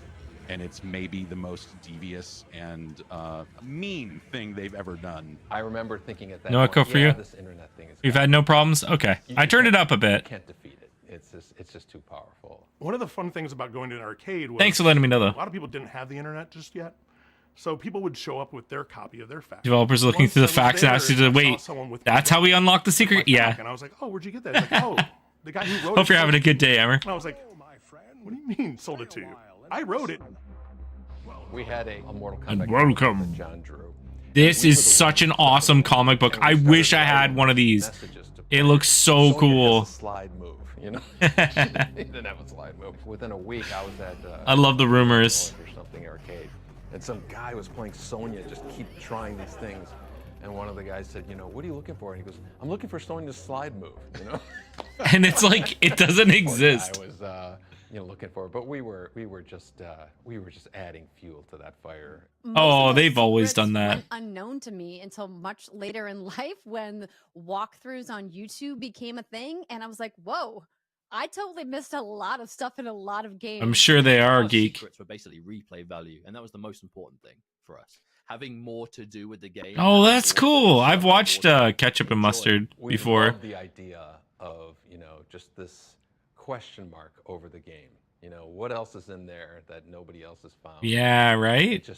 It just made the game that much more mysterious, right? Yeah, I'm going to be covering this for the next while. We're going to finish up with the background of Mortal Kombat 1 tonight, and then probably be moving on to Chapter 2 on Saturday. So yeah, so we're going to be in the realm of Mortal Kombat for a while. And this has been quite the ride. This is amazing. So a secret to everybody. That's a Zelda reference. For those who don't know, yellow and blue makes green. When the random thought hit Ed Boon while grabbing a fast food shortly after Mortal Kombat's release, he added a secret ninja enemy reptile that combined the palettes of Scorpion and Sub-Zero, then waited for players and his coworkers to notice. So yeah, so that's what he was talking about there, with the creation of Reptile. Did you finish Sea of Stars? I did, Jester. I finished Sea of Stars on Saturday. The VOD is on YouTube, and it's completely unedited, totally watchable experience. Maybe more Mortal Kombat documentaries. Yeah, I don't know. Sea of Stars was like a month and a half, so maybe. We'll see. Cryptic clues. See, this is what I was going to say, is that Reptile was added to a later revision, so it wasn't in the original. Well, Reptile was added to the 3.0 revision in late August. Players weren't offered clues on how to find him until the 4.0 chipset at the end of September. The Green Ninja would briefly and randomly appear before matches, accompanied by cryptic messages like "Perfection is the key" and "Look to La Luna." 10,000 points if you destroy me. Yeah, if you perform a fatality on him, you get 10,000 points. So cool. So freaking cool. Finding Reptile. Players must meet very specific conditions in order to battle Reptile. In a one-player game, win 2 rounds on the pit without using block, finishing with a double flawless victory and their character's fatality. Additionally, a silhouette must fly across the moon at some point during the fight. Yeah, you had to have a specific version. Yeah. Like, that was such a ridiculous set of shit that had to happen. Oh, it's crazy that anyone ever figured this shit out. But apparently in a week, people figured it out. Facing Reptile. If all those conditions were met, Reptile appears at the bottom of the pit, borrowing Scorpion's health bar. Reptile uses moves from both Scorpion and Sub-Zero and moves at double speed. The player can defeat Reptile. They're granted 10 million points and normal play resumes. Now, it doesn't specify there, but you actually have to perform a fatality on him. I don't think you get the 10 million if you just beat him. I'll have to test that. Because I've always gotten the 10 million, but I always perform a fatality if I can. The character who wasn't. Oh, this is great. More secrets and rumors. I love it. A contraction of error macros, the Ermax counter in the game's operator menu, helped Midway track bugs. However, its proximity to the line that tracked Reptile encounters led secret-obsessed players to believe that Ermac was another hidden character. While he would later become a real character, he was nothing but a rumor in the first Mortal Kombat. We're gamers when it comes to finding secrets in our ADHD hyper-focus servers as well. Yeah, so there's what started all the rumors down here in the menu. This is the dip switch menu on the arcade cabinet where you would check out different stats and change the options, like they said before, that are behind the scenes, like how many credits it costs to play or how many tokens per credit, all that stuff.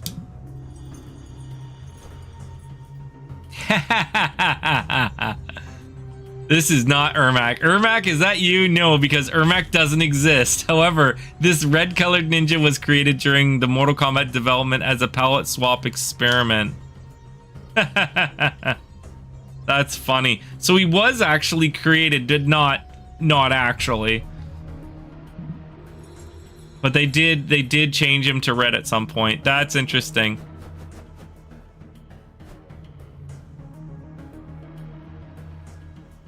Mortal Kombat version 4.0, the definitive version of Mortal Kombat and its original Y-Unit hardware, the same system that powered Smash TV and High Impact Football, started arriving in arcades in September 1992, about 6 or 7 weeks after the first public version. Wandering the web may have found Ed Boon's email address and phone extension. So there, see, as you see here, they don't have Johnny Cage on the side anymore due to the fact that they can't create new content that uses Daniel Pesina's likeness for fear of, you know, litigation. That's cute though. Look at this. It's so cool. It's a cute little arcade cabinet. Fucking love that cabinet. That, like, when I first played that, blew my mind. I played that in Grand Bend, Ontario.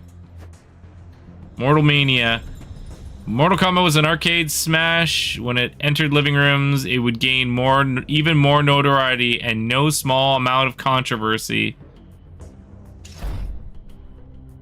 Chapter 2. We will get into Chapter 2 on Saturday. Can you believe it, folks? It's 11 o'clock already, and no Mortal Kombat was played tonight. What a ride. We're going to start off Saturday night right. We're going to start it off with a full run of Mortal Kombat, the arcade version. I'll let you guys choose the character. There's a command, or not a command. There is a channel points redemption in chat down below. Nice podcast, bro, right? Thanks for the stream, dude. Thank you for being here. It was an awesome stream, though. Come on, oh, and there it is. I can't carry it for you, but I can carry you. Come on. Who won? Everyone wins. Adam loses, apparently.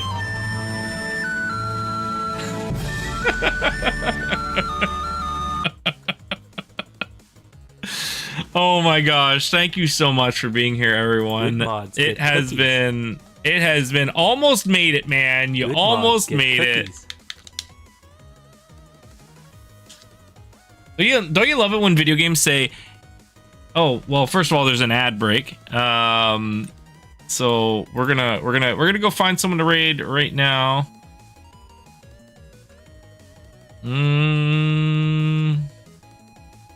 We've been there lately. Let's go see. Let's go say hi.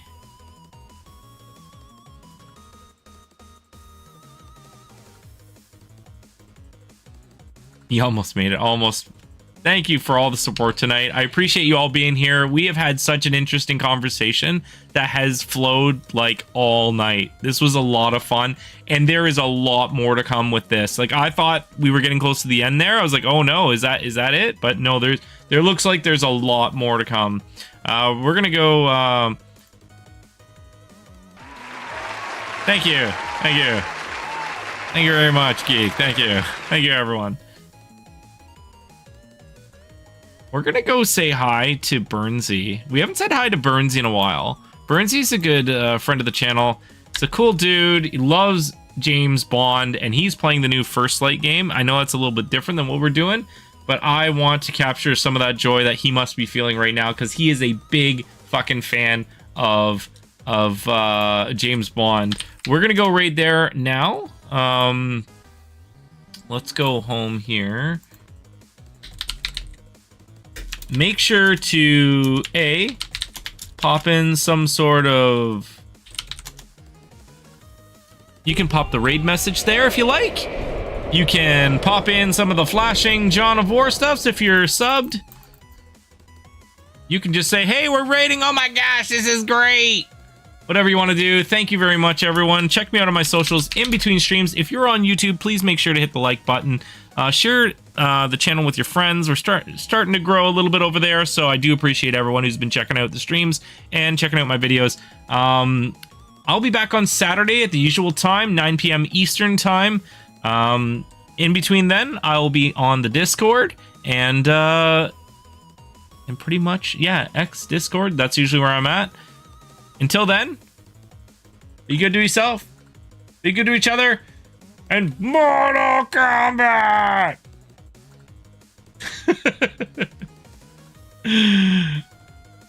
Catch up later. Absolutely, Kane. Good night, everyone.